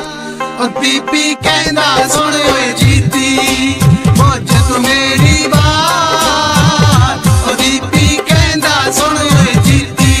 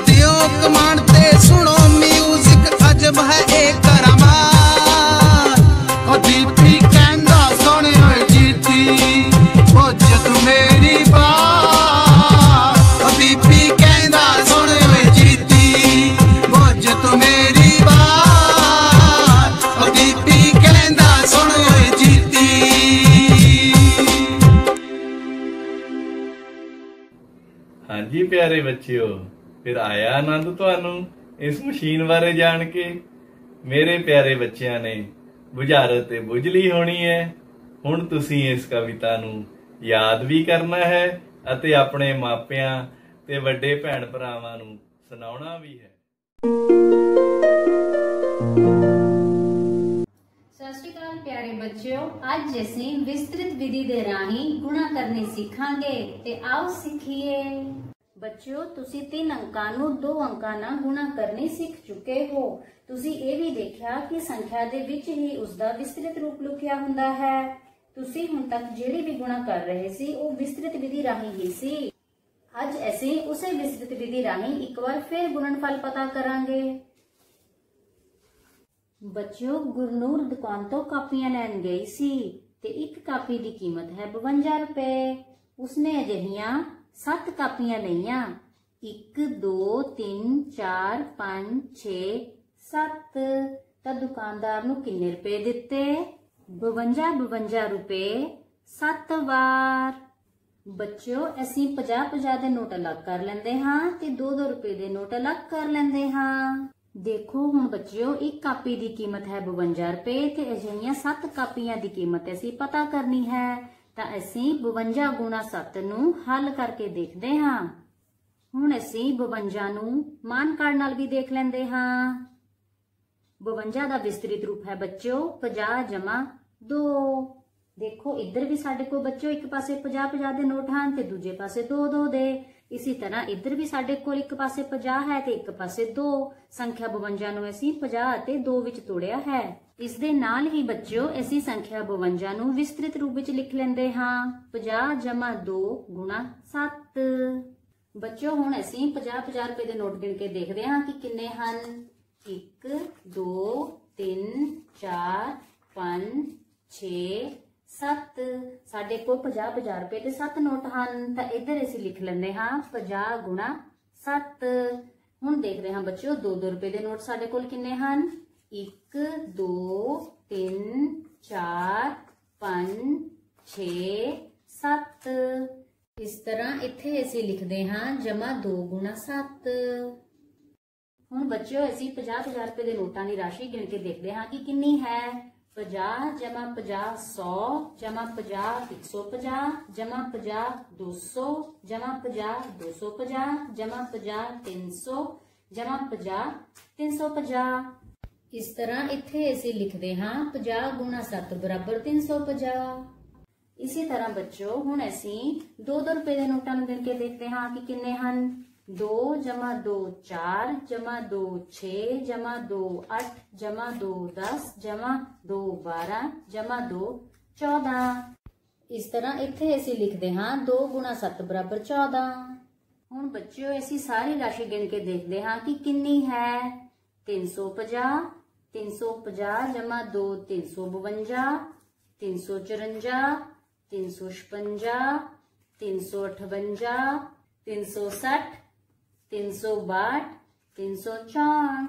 ਇਸ ਤਰ੍ਹਾਂ ਬੱਚਿਓ ਇੱਧਰ ਵੀ ਆਪਣੇ ਕੋ ਆ ਜਾਂਦਾ ਹੈ 350 ਜਮਾ 14 ਬਰਾਬਰ 364। ਇਸ ਤਰ੍ਹਾਂ ਬੱਚਿਓ ਅਸੀਂ ਵਿਸਤ੍ਰਿਤ ਵਿਧੀ ਰਾਹੀਂ ਦੇਖਿਆ ਕਿ 52 ਗੁਣਾ 7 ਬਰਾਬਰ 364 ਹੁੰਦਾ ਹੈ। ਗੁਰਨੂਰ ਨੇ 7 ਕਾਪੀਆਂ ਲੈਣ ਦੇ ਲਈ ਦੁਕਾਨਦਾਰ ਨੂੰ 364 ਰੁਪਏ ਦਿੱਤੇ ਹਨ। ਬੱਚਿਓ, ਗੁਰਨੂਰ ਨੇ ਦੁਕਾਨ ਤੋਂ 5 ਕਟੋਰੀਆਂ ਵੀ ਖਰੀਦੀਆਂ। ਇੱਕ ਕਟੋਰੀ ਦੀ ਕੀਮਤ ਹੈ 121 ਰੁਪਏ। ਤਾਂ ਉਹ ਦੁਕਾਨਦਾਰ ਨੂੰ 121 ਰੁਪਏ ਕਿੰਨੀ ਵਾਰ ਦੇਵੇਗੀ? 5 ਵਾਰ। ਬੱਚਿਓ, ਹੁਣ ਅਸੀਂ 100 ਰੁਪਏ ਦੇ ਨੋਟ 20 ਰੁਪਏ ਦੇ ਨੋਟ ਅਤੇ 1 ਰੁਪਏ ਦੇ ਨੋਟ ਅਲੱਗ ਕਰਕੇ ਰੱਖ ਲੈਂਦੇ ਹਾਂ। ਇੱਕ ਕਟੋਰੀ ਦੀ ਕੀਮਤ ਹੈ 121 ਰੁਪਏ ਤੇ ਅਜਿਹੀਆਂ 5 ਕਟੋਰੀਆਂ ਦੀ ਕੀਮਤ ਅਸੀਂ ਪਤਾ ਕਰਨੀ ਹੈ। ਤੇ ਬੱਚਿਓ ਅਸੀਂ 121 ਗੁਣਾ 5 ਨੂੰ ਹੱਲ ਕਰਕੇ ਦੇਖਦੇ ਹਾਂ। ਹੁਣ ਅਸੀਂ ਸੰਖਿਆ 121 ਨੂੰ ਮਾਨ ਕਾਰਡ ਰਾਹੀਂ ਦੇਖਦੇ ਹਾਂ। 121 ਦਾ ਵਿਸਤ੍ਰਿਤ ਰੂਪ ਹੈ 100 ਜਮਾ 20 ਜਮਾ 1। ਹੁਣ ਬੱਚਿਓ ਦੇਖੋ ਇੱਧਰ ਵੀ 100 20 ਤੇ 1 ਰੁਪਏ ਦੇ ਨੋਟ ਹਨ। ਇੱਧਰ ਵੀ ਸਾਡੇ ਕੋਲ ਸੰਖਿਆ 100 20 ਅਤੇ 1 ਹੈ। ਇਸ ਦੇ ਨਾਲ ਹੀ ਅਸੀਂ ਸੰਖਿਆ 121 ਨੂੰ ਤੋੜ ਕੇ ਲਿਖ ਲੈਂਦੇ ਹਾਂ। ਭਾਵ ਵਿਸਤ੍ਰਿਤ ਰੂਪ ਵਿੱਚ ਲਿਖਦੇ ਹਾਂ 100 ਜਮਾ 20 ਜਮਾ 1 ਗੁਣਾ 5। ਹੁਣ ਅਸੀਂ 100 ਰੁਪਏ ਦੇ ਨੋਟ ਗਿਣ ਕੇ ਦੇਖਦੇ ਹਾਂ ਕਿ ਕਿੰਨੇ ਹਨ। 1 2 3 4 5। ਤਾਂ ਬੱਚਿਓ ਇੱਧਰ ਅਸੀਂ ਲਿਖਦੇ ਹਾਂ 100 ਗੁਣਾ 5। इसी तरह 20 ਦੇ ਨੋਟ ਦੇਖਦੇ ਹਾਂ ਕਿੰਨੇ ਹਨ 1 2 3 4 5। ਤਾਂ ਇੱਧਰ ਅਸੀਂ ਲਿਖਦੇ ਹਾਂ ਬੱਚਿਓ ਜਮਾ 20 ਗੁਣਾ 5।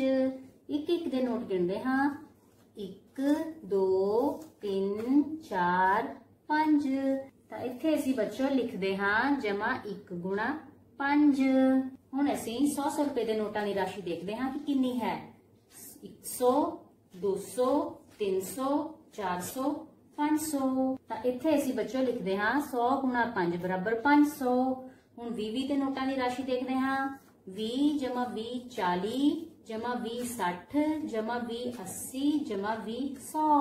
ਤਾਂ ਇੱਥੇ ਅਸੀਂ ਬੱਚਿਓ ਲਿਖਦੇ ਹਾਂ 20 ਗੁਣਾ 5 ਬਰਾਬਰ 100। ਹੁਣ ਇੱਕ ਇੱਕ ਦੇ ਨੋਟਾਂ ਦੀ ਰਾਸ਼ੀ ਦੇਖਦੇ ਹਾਂ 1 2 3 4 5। ਤਾਂ ਇੱਥੇ ਬੱਚਿਓ ਅਸੀਂ ਲਿਖਦੇ ਹਾਂ 1 ਗੁਣਾ 5 ਬਰਾਬਰ 5। ਹੁਣ ਅਸੀਂ ਸਾਰੀ ਰਾਸ਼ੀ ਮਿਲਾ ਕੇ ਦੇਖਦੇ ਹਾਂ ਕਿ ਕਿੰਨੀ ਹੈ 500 ਜਮਾ 100 600 601 602 603 604 605। ਇਸ ਤਰ੍ਹਾਂ ਇੱਥੇ ਅਸੀਂ ਲਿਖਦੇ ਹਾਂ 500 ਜਮਾ 100 ਜਮਾ 5 ਬਰਾਬਰ 605। ਇਸ ਤਰ੍ਹਾਂ ਅਸੀਂ ਵਿਸਤ੍ਰਿਤ ਵਿਧੀ ਰਾਹੀਂ ਦੇਖਿਆ ਕਿ 121 ਗੁਣਾ 5 ਬਰਾਬਰ 605 ਹੁੰਦਾ ਹੈ ਅਤੇ ਗੁਰਨੂਰ ਨੇ 5 ਕਟੋਰੀਆਂ ਖਰੀਦਣ ਲਈ ਦੁਕਾਨਦਾਰ ਨੂੰ 605 ਰੁਪਏ ਦਿੱਤੇ ਹਨ। ਅੱਜ ਦੇ ਘਰ ਦੇ ਕੰਮ ਵਿੱਚ ਬੱਚਿਓ ਤੁਸੀਂ ਅਭਿਆਸ 2.4 ਦੇ ਦੂਸਰੇ ਸਵਾਲ ਦੇ ਇਹ ਸਾਰੇ ਭਾਗ ਹੱਲ ਕਰਨੇ ਹਨ ਜਿਸ ਤਰ੍ਹਾਂ ਅੱਜ ਅਸੀਂ ਇਹਨਾਂ ਸਵਾਲਾਂ ਨੂੰ ਹੱਲ ਕੀਤਾ ਹੈ। Thank you. Dear students, look here. Lesson number 3, Safety Rules. Students, this is the picture. We will discuss it today and we will write down words for this picture. Right? And it's on page number 22. So students, open your books at page number 22. Now, look at the picture carefully. And tell me, what do you see in this picture? Students, look here. A car. Right? So, we see a car in this picture. C-A-R, car. And now, what else? Look here. Yes, traffic lights. We see traffic lights in this picture. Right? Traffic lights. Okay. What else do you see in this picture? Who is standing next to the traffic lights? Who is he? Yes, traffic policeman. Right? We see a traffic policeman in this picture. Traffic policeman. Right? Traffic lights, traffic policeman. And now students, do you know what is this? Here? Yes, it's a road. Right? So, we see road in this picture also. Road. R-O-A-D, road. And what about these stripes? Black and white stripes? It's zebra crossing. Okay? Z-E-B-R-A, zebra, crossing, I-N-G, ing, zebra crossing.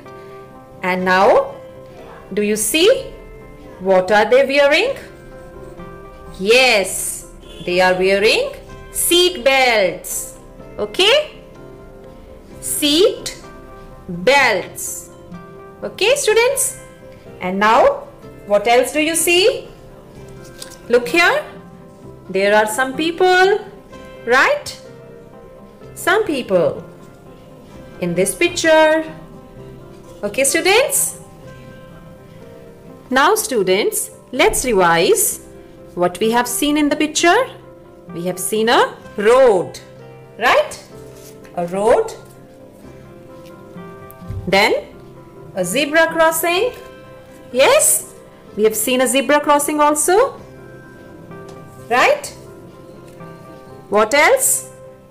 A car. We've seen a car also. Okay?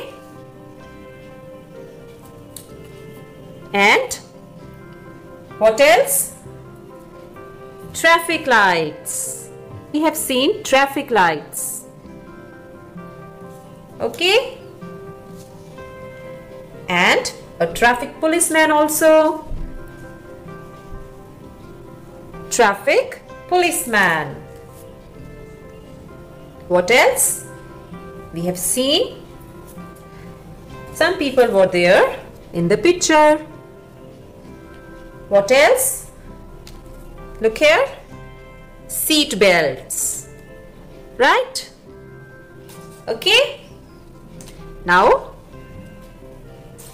students, let's revise all these words once again. Traffic lights, zebra crossing, seat belts, traffic policeman, people, car, road.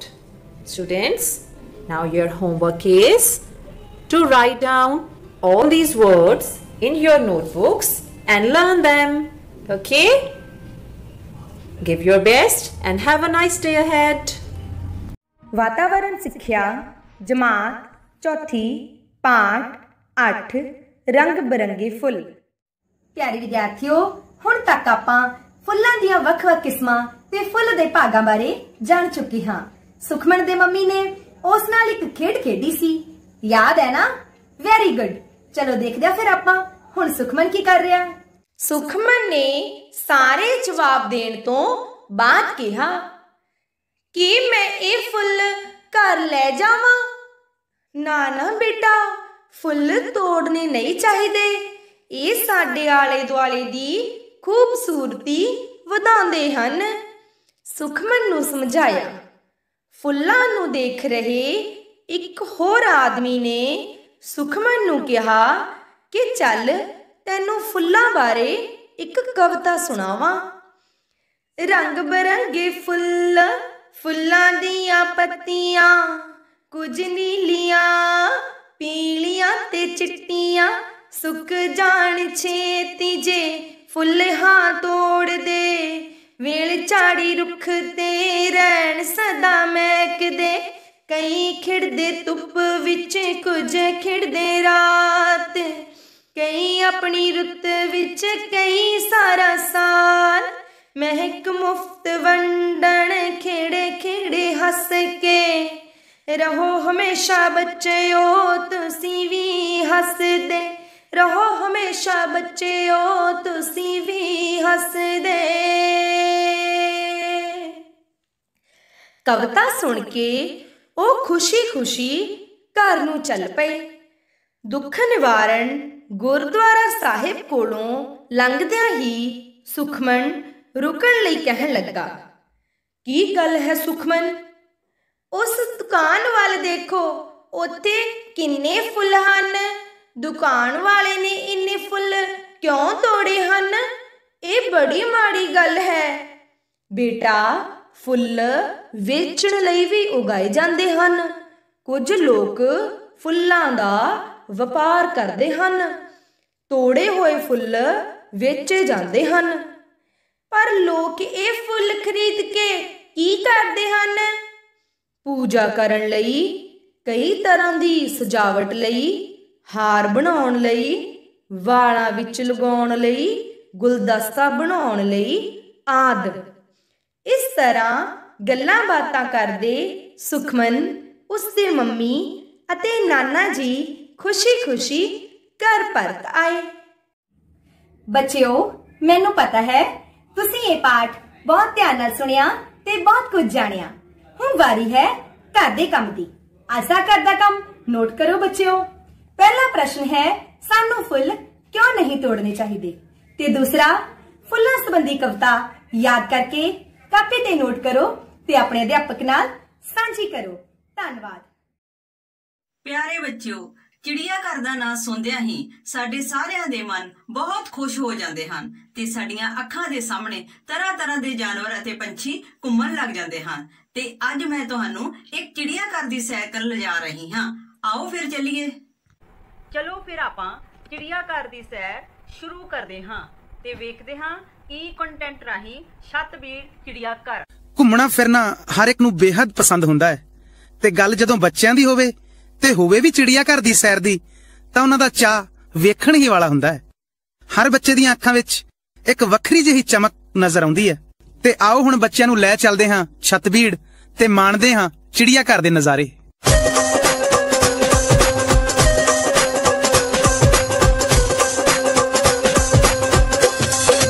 ਆਓ ਸਾਰੇ ਬਾਲ ਛੱਤਬੀੜ ਚੱਲੀਏ, ਹਾਣੀਆਂ ਦੇ ਨਾਲ ਅੱਗੇ ਹੋ ਕੇ ਰਲੀਏ। ਅੱਖਾਂ ਵਿੱਚ ਸ਼ੇਰ ਬੰਦਾ ਪਿੰਜਰੇ 'ਚ ਬੰਦ, ਜੰਗਲਾਂ ਦੇ ਜੀਵ ਕਿਵੇਂ ਮਾਣਦੇ ਆਨੰਦ। ਆਓ ਸਾਰੇ ਬਾਲ ਛੱਤਬੀੜ ਚੱਲੀਏ, ਹਾਣੀਆਂ ਦੇ ਨਾਲ ਅੱਗੇ ਹੋ ਕੇ ਰਲੀਏ। ਵੇਖੋ ਸਾਡੇ ਵਾਂਗ ਚੱਲਦਾ, ਕੱਢਦਾ ਆਵਾਜ਼ ਜਿਵੇਂ ਢੋਲ ਵੱਜਦਾ।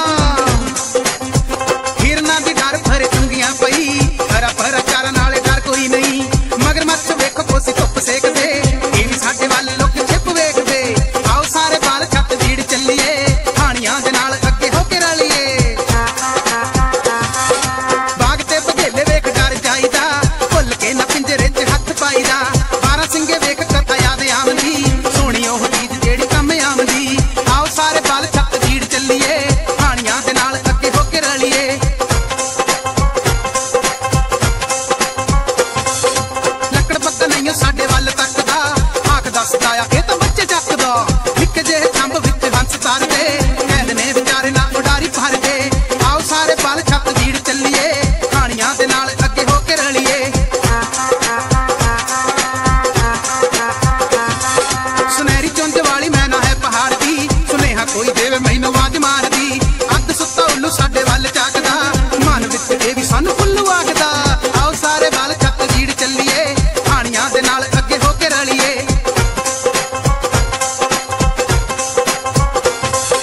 ਗੁੱਟ ਦੇ ਕਬੂਤਰ ਕਿਵੇਂ ਘੇਰ ਕੱਢਦੇ, ਜਾਪਦਾ ਏ ਜਿਵੇਂ ਕੋਈ ਨਾਚ ਨੱਚਦੇ। ਪੰਛੀਆਂ ਦਾ ਰਾਜਾ ਮੋਰ ਪੈਲ ਪਾਉਂਦਾ, ਝੂਠ ਹੈ ਗੁਟਾਰਾਂ ਨਾਲ ਰੁੱਸ ਜਾਵਦਾ। ਆਓ ਸਾਰੇ ਬਾਲ ਛੱਤਬੀੜ ਚੱਲੀਏ, ਹਾਣੀਆਂ ਦੇ ਨਾਲ ਅੱਗੇ ਹੋ ਕੇ ਰਲੀਏ। ਨਿੱਕੀ ਜਿਹੀ ਝੀਲ ਵਿੱਚ ਪੱਤੇ ਨੇ ਚੜੇ, ਬਗਲੇ ਭਗਤ ਵਿੱਚ ਕਿਵੇਂ ਨੇ ਖੜੇ। ਇਕੱਲਾ ਤੇ ਉਦਾਸ ਕੁੱਕੜ ਇੱਕ ਜੰਗਲੀ, ਵੇਖਣ ਹੀ ਵਾਲੀ ਏ ਦਿੱਖ ਰੰਗਲੀ। ਆਓ ਸਾਰੇ ਬਾਲ ਛੱਤਬੀੜ ਚੱਲੀਏ, ਹਾਣੀਆਂ ਦੇ ਨਾਲ ਅੱਗੇ ਹੋ ਕੇ ਰਲੀਏ। ਲੂੰਬੜੀ ਨੂੰ ਵੇਖ ਬਾਤ ਯਾਦ ਆਉਂਦੀ ਐ, ਕਾਵਾਂ ਨੂੰ ਗਵਈਏ ਅੱਖ ਥੱਕ ਜਾਂਦੀ ਏ। ਸਹੇ ਖਰੇ ਦੋਸ਼ ਲੰਮੀ ਛਾਲ ਮਾਰਦੇ, ਕਦੇ ਕਦੇ ਭਾਵੇਂ ਕੱਛੂ ਕੋਲੋਂ ਹਾਰਦੇ। ਆਓ ਸਾਰੇ ਬਾਲ ਛੱਤਬੀੜ ਚੱਲੀਏ, ਹਾਣੀਆਂ ਦੇ ਨਾਲ ਅੱਗੇ ਹੋ ਕੇ ਰਲੀਏ। ਪੰਛੀਆਂ ਨੂੰ ਕੈਦ ਭੁੱਲ ਕੇ ਨਾ ਕਰਨਾ, ਪਿੰਜਰੇ 'ਚ ਰਹਿਣ ਨਾਲੋਂ ਚੰਗਾ ਮਾਰਨਾ। ਪੰਛੀਆਂ ਨੂੰ ਕੈਦ ਭੁੱਲ ਕੇ ਨਾ ਕਰਨਾ, ਪਿੰਜਰੇ 'ਚ ਰਹਿਣ ਨਾਲੋਂ ਚੰਗਾ ਮਾਰਨਾ। ਆਓ ਸਾਰੇ ਬਾਲ ਛੱਤਬੀੜ ਚੱਲੀਏ, ਹਾਣੀਆਂ ਦੇ ਨਾਲ ਅੱਗੇ ਹੋ ਕੇ ਰਲੀਏ। ਆਓ ਸਾਰੇ ਬਾਲ ਛੱਤਬੀੜ ਚੱਲੀਏ, ਹਾਣੀਆਂ ਦੇ ਨਾਲ ਅੱਗੇ ਹੋ ਕੇ ਰਲੀਏ। ਪਿਆਰੇ ਬੱਚਿਓ, ਤੁਸੀਂ ਚਿੜੀਆ ਘਰ ਦੀ ਸੈਰ ਕੀਤੀ ਹੈ ਤੇ ਹੁਣ ਵਾਰੀ ਹੈ ਘਰ ਦੇ ਕੰਮ ਦੀ।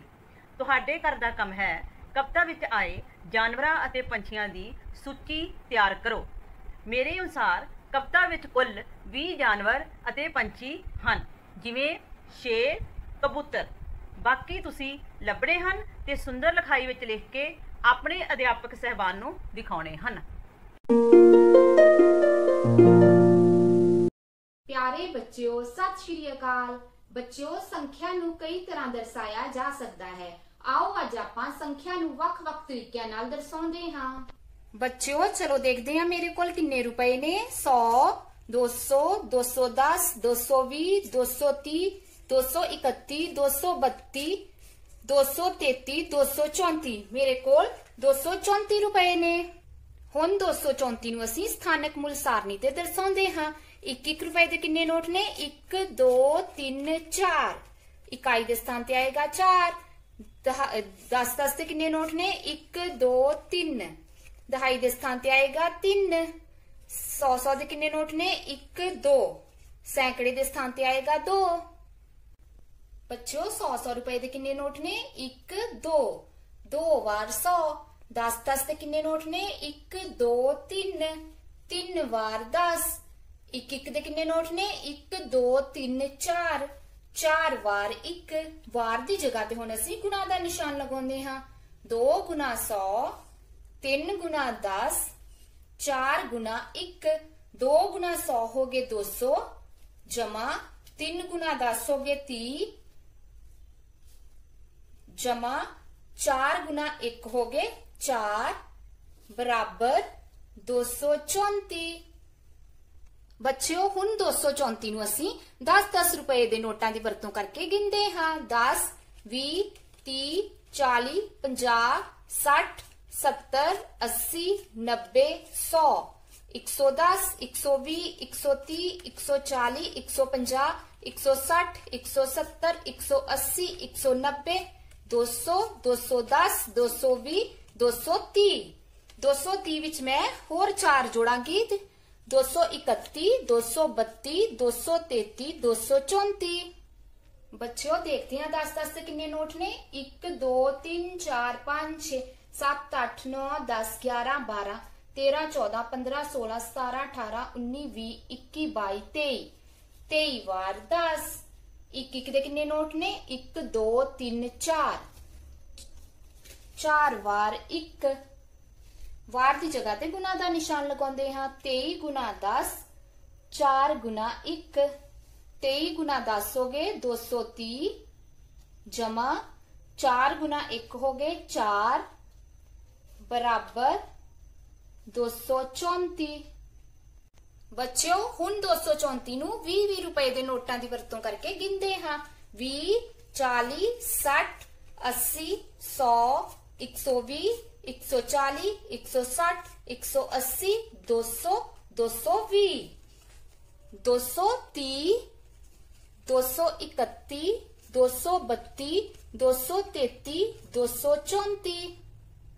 बच्चों देखिए 20 के कितने नोट ने 1 2 3 4 5 6 7 8 9 10 11 11 वार 20 10 का 1 नोट 1 वार 10 1 1 दे 1 2 3 4 नोट 4 वार 1 11 वार 20 11 गुना 20 1 गुना 10 4 गुना 1 11 गुना 20 हो गए 220 जमा 1 गुना 10 हो गए 10 जमा 4 गुना 1 हो गए 4 बराबर 234।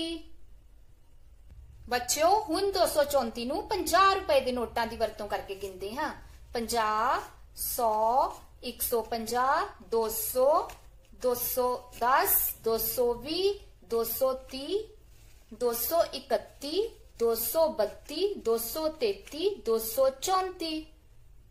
बच्चों देखते हैं 50 रुपए के कितने नोट ने 1 2 3 4 4 वार 50 10 के कितने नोट ने 1 2 3 3 वार 10 1 1 दे कितने ने 1 2 3 4 4 वार 1 वार की जगह ते गुना का निशान लगाते हैं 4 गुना 50 3 गुना 10 4 गुना 1 4 गुना 50 हो गए 200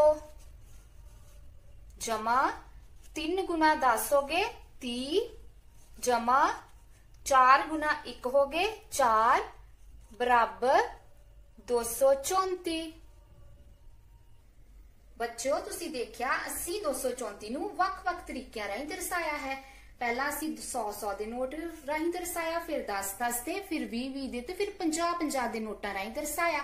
ਇਸੇ ਤਰ੍ਹਾਂ ਘਰ ਦੇ ਕੰਮ ਵਿੱਚ ਤੁਸੀਂ ਕੋਈ ਵੀ ਸੰਖਿਆ ਲੈ ਕੇ ਉਹਨੂੰ ਵੱਖ-ਵੱਖ ਨੋਟਾਂ ਰਾਹੀਂ ਦਰਸਾਉਣਾ ਹੈ। ਧੰਨਵਾਦ ਬੱਚਿਓ।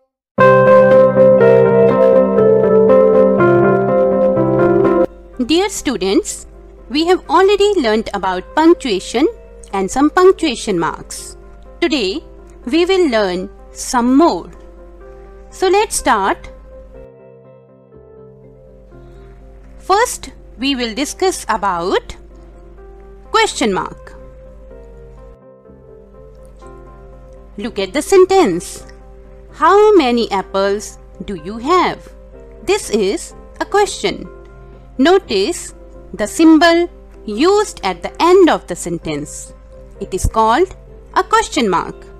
We use question mark at the end of the sentence that asks a question. Here I give you some more examples. May I come in? What is your name? Are you a student? Do you love your parents? All these sentences are questions and there should be a question mark at the end of the sentence. Now we will discuss about comma. Read the following sentence. I like to eat apple and grapes. Here I am talking about only two fruits, apple and grapes. Now look at this sentence. I like to eat apple, grapes and watermelon. Here I am talking about more than two fruits. So we use a comma to separate three or more items in a sentence. Now read this sentence. Nancy, Muskan, Bhumika and Neha are my students. Look, comma is used to separate names. Okay? Now let's read the next sentence. The students study, learn and play in school. Comma is used to separate ideas in a sentence. Moreover, we use a comma after introductory words like yes, no, but, now, hi, hello, and so on. For example, the boy is asking his friend, hello, will you play with me? Notice the comma after the word hello. His friend replied, yes, I will. There is comma after the word yes. Right, students? That's all for today. Now it's the time for homework. Punctuate and rewrite the following sentences. Do you like to read books? How many pencils do you have? I like drawing, painting and dancing. And the last sentence is, yes, I am a girl. See you in the next class. Keep learning. ਪਿਆਰੇ ਬੱਚਿਓ, ਅੱਜ ਆਪਾਂ ਸਭ ਤੋਂ ਪਹਿਲਾਂ ਪਾਠ number 7 ਮਨੁੱਖ ਦੇ ਸਾਥੀ ਜੰਤੂ ਦੀਆਂ ਖਾਲੀ ਥਾਵਾਂ ਕਰਨ ਜਾ ਰਹੇ ਹਾਂ। ਹਾਂਜੀ ਬੇਟੇ, ਇਸ ਦੇ ਵਿੱਚ ਤੁਹਾਨੂੰ 5 ਸ਼ਬਦ ਦਿੱਤੇ ਹੋਏ ਹਨ ਅਤੇ 5 ਹੀ ਵਾਕ ਦਿੱਤੇ ਹੋਏ ਹਨ। ਤੁਸੀਂ ਸ਼ਬਦਾਂ ਨੂੰ ਵਾਕਾਂ ਵਿੱਚ ਸਹੀ ਕਰਕੇ ਭਰਨਾ ਹੈ। ਸਭ ਤੋਂ ਪਹਿਲਾਂ ਹੈ ਜੋਗੀ ਅਤੇ ਮਦਾਰੀ ਰੋਜ਼ੀ ਰੋਟੀ ਲਈ ਡੈਸ਼ ਤੇ ਨਿਰਭਰ ਕਰਦੇ ਹਨ। ਕਾਤੇ ਨਿਰਭਰ ਕਰਦੇ ਹਨ? ਜੰਤੂਆਂ ਤੇ। ਆਪਾਂ ਇੱਥੇ ਜੰਤੂਆਂ ਭਰ ਦਿੱਤਾ। ਹਾਂਜੀ ਪੁੱਤਰ, ਇਹ ਇਹਨਾਂ ਦੇ ਰੁਜ਼ਗਾਰ ਦਾ ਸਾਧਨ ਵੀ ਹੁੰਦੇ ਹਨ। ਇਸ ਤੋਂ ਅਗਲੀ ਖਾਲੀ ਥਾਂ ਹੈ ਜਾਨਵਰਾਂ ਨੂੰ ਮਾਰਨ ਵਾਲਿਆਂ ਨੂੰ ਡੈਸ਼ ਕਹਿੰਦੇ ਹਨ। ਜੋ ਜਾਨਵਰਾਂ ਨੂੰ ਮਾਰਦੇ ਹਨ, ਉਹਨਾਂ ਦਾ ਸ਼ਿਕਾਰ ਕਰਦੇ ਹਨ, ਉਹ ਕੌਣ ਹੁੰਦੇ ਹਨ? ਉਹ ਸ਼ਿਕਾਰੀ ਹੁੰਦੇ ਹਨ।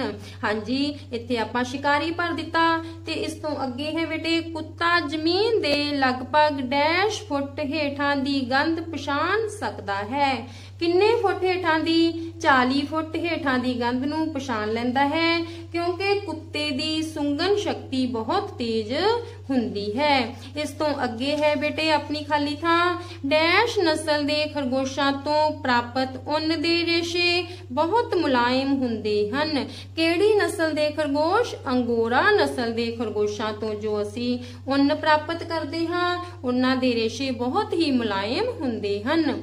ਇਸ ਤੋਂ ਅੱਗੇ ਹੈ ਵੂਲਮਾਰਕ ਡੈਸ਼ ਦੀ ਸ਼ੁੱਧਤਾ ਦਰਸਾਉਂਦਾ ਹੈ। ਕਾਦੀ ਸ਼ੁੱਧਤਾ ਨੂੰ? ਉੱਨ ਦੀ ਸ਼ੁੱਧਤਾ ਨੂੰ। ਸੋ ਪਿਆਰੇ ਬੱਚਿਓ, ਜਦੋਂ ਵੀ ਤੁਸੀਂ ਉੱਨ ਖਰੀਦੋ ਤਾਂ ਉਸ ਦੇ ਉੱਪਰ ਵੂਲਮਾਰਕ ਦਾ ਲੇਬਲ ਲੱਗਿਆ ਹੋਣਾ ਚਾਹੀਦਾ ਹੈ। ਇਹ ਸੀ ਬੇਟੇ ਆਪਣੀਆਂ ਖਾਲੀ ਖਾਲੀ ਥਾਵਾਂ ਤੇ ਹੁਣ ਆਪਾਂ ਕਰਨ ਜਾ ਰਹੇ ਹਾਂ ਪ੍ਰਸ਼ਨਾਂ ਦੇ ਉੱਤਰ।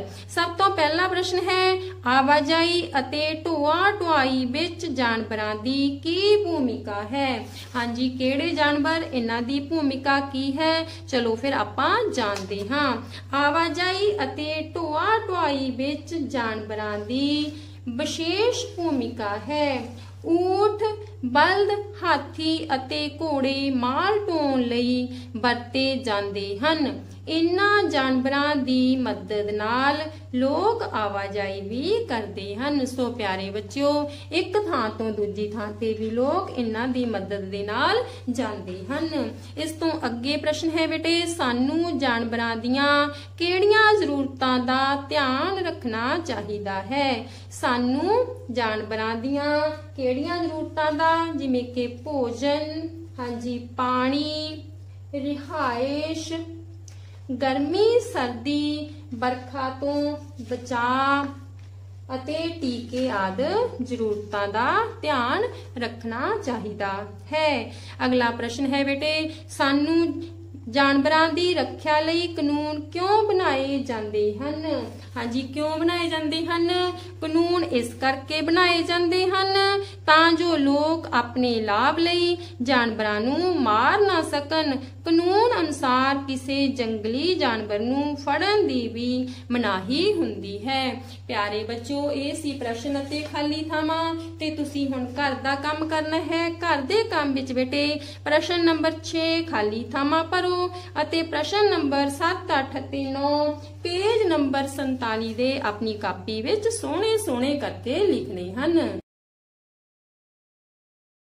ਸਤਿਕਾਰਯੋਗ ਅਧਿਆਪਕ ਸਾਹਿਬਾਨ ਅਤੇ ਪਿਆਰੇ ਵਿਦਿਆਰਥੀਓ, ਸਾਰਿਆਂ ਨੂੰ ਪਿਆਰ ਭਰੀ ਸਤਿ ਸ੍ਰੀ ਅਕਾਲ। ਹਾਂ ਬੱਚੇ, ਪੰਜਾਬੀ ਦੀ ਲਿਖਾਈ ਦੇ ਉੱਤੇ ਆਪਣੀ ਗੱਲਬਾਤ ਚੱਲਦੀ ਪਈ ਹੈ ਔਰ 9ਵੇਂ ਤੇ ਆਖਰੀ ਸੈੱਟ ਦੇ ਉੱਤੇ ਬੱਚੇ ਆਪਾਂ ਪਹੁੰਚ ਚੁੱਕੇ ਹਾਂ। 9ਵੇਂ ਸੈੱਟ ਦੇ ਚੌਥੇ ਅੱਖਰ ਨਾਣਾ ਦੇ ਬਾਰੇ ਅੱਜ ਆਪਾਂ ਗੱਲ ਕਰਨ ਲੱਗੇ ਹਾਂ ਪੁੱਤ। ਤਾਂ ਧਿਆਨ ਦੇ ਨਾਲ ਬੱਚੇ ਦੇਖਣਾ ਤੁਸੀਂ, ਅੱਖਰ ਨਾਣਾ ਜਿਹੜਾ ਹੈਗਾ ਆ ਉਹ ਕਿਸ ਤਰ੍ਹਾਂ ਪੈਂਦਾ ਆ। 9ਵੇਂ ਸੈੱਟ ਦਾ ਚੌਥਾ ਅੱਖਰ, ਸਭ ਤੋਂ ਪਹਿਲਾਂ ਬੱਚੇ ਅਸੀਂ ਜਿੰਨੀ ਅੱਖਰ ਦੀ ਚੌੜਾਈ ਲੈਣੀ ਆ ਉਸ ਹਿਸਾਬ ਦੇ ਨਾਲ ਅੰਦਾਜ਼ੇ ਦੇ ਨਾਲ ਉੱਪਰਲੀ ਰੇਖਾ ਦੇ ਉੱਤੇ ਅਸੀਂ ਰੇਖਾ ਖਿੱਚ ਲੈਂਦੇ ਆ। ਉਹਦੇ ਤੋਂ ਬਾਅਦ ਦੇ ਵਿੱਚ ਇੱਥੋਂ ਥੋੜਾ ਜਿਹਾ ਡੀਪ ਜਾ ਕੇ ਇਸ ਬਿੰਦੂ ਤੋਂ ਬੇਟਾ ਅਸੀਂ ਆਹ ਲਗਭਗ 45 ਡਿਗਰੀ ਦੇ ਉੱਤੇ ਰੇਖਾ ਖਿੱਚਦੇ ਹਾਂ ਹਲਕੀ ਜੀ ਕਰਵ ਦੇ ਵਿੱਚ, ਔਰ ਇੱਥੋਂ ਕਾਫੀ ਡੀਪ ਜਾ ਕੇ, ਹਾਫ ਤੋਂ ਨਹੀਂ ਥੋੜਾ ਜਿਹਾ ਡੀਪ ਜਾ ਕੇ ਇੱਥੋਂ 90 ਡਿਗਰੀ ਦੇ ਉੱਤੇ ਬੱਚੇ ਅਸੀਂ ਥੱਲੇ ਆਉਨੇ ਆ। ਆਹ ਸੈਂਟਰ ਰੇਖਾ ਤੋਂ ਤੁਹਾਨੂੰ ਬਣਤਰ ਹੋਰ ਸਪਸ਼ਟ ਹੋਊਗੀ। ਇੱਥੋਂ ਥੱਲੇ ਆ ਕੇ ਇੱਥੇ ਠਹਿਰਾਓ ਕਰਕੇ ਬੱਚੇ ਇੱਥੋਂ ਉੱਪਰ ਨੂੰ ਕਰਵ ਦਿੰਦੇ ਹੋਏ ਅਸੀਂ ਇਸ ਬਿੰਦੂ ਤੇ ਟੈਂਕੇ ਦੀ ਸ਼ੇਪ ਦਿੰਦੇ ਹੋਏ ਇੱਥੇ ਆ ਗਏ। ਇੱਥੇ ਇਹਨਾਂ ਦੋਵਾਂ ਦੇ ਹਾਫ ਦੇ ਵਿੱਚ ਠਹਿਰਾਓ ਕਰ ਲਿਆ ਔਰ ਠਹਿਰਾਓ ਕਰਕੇ ਇੱਥੋਂ ਬੇਟਾ ਗੋਲਾਈ ਦਿੰਦੇ ਹੋਏ ਅਸੀਂ ਇਸ ਪੁਆਇੰਟ ਦੇ ਉੱਤੇ ਆ ਕੇ ਇਹਦੀ ਲਗਭਗ ਸੇਧ ਦੇ ਵਿੱਚ ਅੱਖਰ ਖਤਮ ਕਰ ਦੇਣਾ ਆ। ਔਰ ਇੱਕ ਗੱਲ ਦਾ ਧਿਆਨ ਰੱਖਣਾ ਵੀ ਆਹ 9 ਵਾ ਜਿਹੜੀ ਇਸ ਪੁਆਇੰਟ ਨਾਲੋਂ ਬਾਹਰਲੇ ਪਾਸੇ ਨੂੰ ਨਿਕਲਦੀ ਹੁੰਦੀ ਆ। ਸੋ ਫਿਰ ਧਿਆਨ ਨਾਲ ਦੇਖ ਲਓ ਬੇਟਾ, ਅੱਖਰ ਨਾਣਾ ਦੀ ਬਣਤਰ ਅਸੀਂ ਕਿਸ ਤਰ੍ਹਾਂ ਬਣਾਉਣੀ ਆ। ਆਹ ਸਭ ਤੋਂ ਪਹਿਲੇ ਸਟੈਪ ਦੇ ਉੱਤੇ ਅਸੀਂ ਉੱਪਰ ਜਿੰਨਾ ਅੰਦਾਜ਼ੇ ਨਾਲ ਰੇਖਾ ਲੈ ਲਾਂਗੇ, ਉਹਦੇ ਤੋਂ ਬਾਅਦ ਇੱਥੋਂ ਥੋੜਾ ਜਿਹਾ ਵੱਧ ਡੀਪ ਹੋ ਕੇ ਇੱਥੋਂ ਆਹ ਪੁਆਇੰਟ ਇੱਥੇ ਆਵਾਂਗੇ ਔਰ ਇੱਥੋਂ 90 ਡਿਗਰੀ ਦੇ ਉੱਤੇ ਥੱਲੇ ਅੱਧ ਨਾਲੋਂ ਥੱਲੇ ਜਾ ਕੇ ਉੱਪਰ ਨੂੰ ਉਭਾਰ ਦਿੰਦੇ ਹੋਏ ਇੱਥੇ ਆਏ। ਇੱਥੇ ਠਹਿਰਾਓ ਕਰਕੇ ਇੱਥੇ ਅਸੀਂ ਗੋਲਾਈ ਦਿੰਦੇ ਹੋਏ ਇਸ ਪੁਆਇੰਟ ਦੇ ਉੱਤੇ ਪਹੁੰਚ ਗਏ। ਇਹ ਬਣ ਗਿਆ ਅੱਖਰ ਨਾਣਾ। ਕਈ ਫੌਂਟ ਦੇ ਵਿੱਚ ਬੇਟਾ ਇਹਦੇ ਹਾਫ ਤੋਂ ਵੀ ਬਣਾਉਂਦੇ ਆ। ਮੈਂ ਤੁਹਾਨੂੰ ਪਹਿਲਾਂ ਹੀ ਦੱਸ ਦਿੱਤਾ ਵੀ ਇਹ ਕੁਝ ਟੈਕਨੀਕਲ ਪੁਆਇੰਟ ਹੈਗੇ ਆ ਵੀ ਉਹਦੇ ਵਿੱਚ ਇਹਦੇ ਹਾਫ ਤੋਂ ਵੀ ਉਹ ਨਾਣਾ ਬਣਿਆ ਹੋਇਆ ਹੁੰਦਾ ਆ। ਉਹਦੇ ਵਿੱਚ ਤੁਸੀਂ ਕਨਫਿਊਜ਼ ਨਹੀਂ ਹੋਣਾ। ਜਦੋਂ ਸੁੰਦਰ ਲਿਖਾਈ ਦਾ ਮੁਕਾਬਲਾ ਹੁੰਦਾ ਆ ਉੱਥੇ ਜਿਸ ਤਰ੍ਹਾਂ ਦੀ ਬਣਤਰ ਤੁਹਾਡੇ ਕੋਲੇ ਆ ਗਈ ਤੁਸੀਂ ਉਸੇ ਤਰ੍ਹਾਂ ਦੀ ਬਣਤਰ ਨੂੰ ਹੀ ਪਹਿਲ ਦੇ ਦੇਣੀ ਹੈ। ਤਾਂ ਇਹਨੂੰ ਬਸ ਧਿਆਨ ਨਾਲ ਦੇਖ ਲੈਣਾ, ਆਬਜ਼ਰਵ ਕਰ ਲੈਣਾ ਅੱਖਰਾਂ ਨੂੰ। ਮੈਂ ਤੁਹਾਨੂੰ ਪਹਿਲਾਂ ਹੀ ਦੱਸ ਦਿੱਤਾ ਵੀ ਮੈਂ ਤੁਹਾਨੂੰ ਕੋਈ ਨਵੀਂ ਚੀਜ਼ ਨਹੀਂ ਸਿਖਾ ਰਿਹਾ। ਜੋ ਤੁਹਾਡੇ ਕਾਇਦੇ ਦੇ ਉੱਤੇ, ਜੋ ਤੁਹਾਡੀ ਕਿਤਾਬ ਦੇ ਉੱਤੇ ਬਣਤਰ ਆ ਉਹਦੇ ਬਾਰੇ ਹੀ ਆਪਾਂ ਡਿਸਕਸ ਕਰਦੇ ਪਏ ਹਾਂ। ਔਰ ਮੈਂ ਜਿਹੜਾ ਫੌਂਟ ਲਿਆ ਹੋਇਆ ਉਹਦੇ ਵਿੱਚ ਇਹਦੀ ਬਣਤਰ ਇਸੇ ਤਰ੍ਹਾਂ ਹੀ ਹੈਗੀ ਹੈ। ਤੁਹਾਡੇ ਕੋਲੇ ਵਰਕਸ਼ੀਟਾਂ ਜਾਂ ਕਾਪੀਆਂ ਤੁਹਾਡੇ ਕੋਲੇ ਹੈਗੀਆਂ, ਪੈਨਸਲ ਨਾਲ ਜਾਂ ਜੈਲ ਪੈਨ ਦੇ ਨਾਲ ਬੱਚੇ ਤੁਸੀਂ ਇਹਦਾ ਅਭਿਆਸ ਕਰੋ ਅੱਖਰ ਨਾਣੇ ਦਾ। ਤਾਂ ਕੱਲ ਨੂੰ ਆਪਾਂ 9ਵੇਂ ਸੈੱਟ ਦੇ ਅਗਲੇ ਅੱਖਰ ਬਾਰੇ ਤੁਹਾਡੇ ਨਾਲ ਗੱਲਬਾਤ ਕਰਾਂਗੇ। ਤੁਹਾਡਾ ਬਹੁਤ ਬਹੁਤ ਧੰਨਵਾਦ।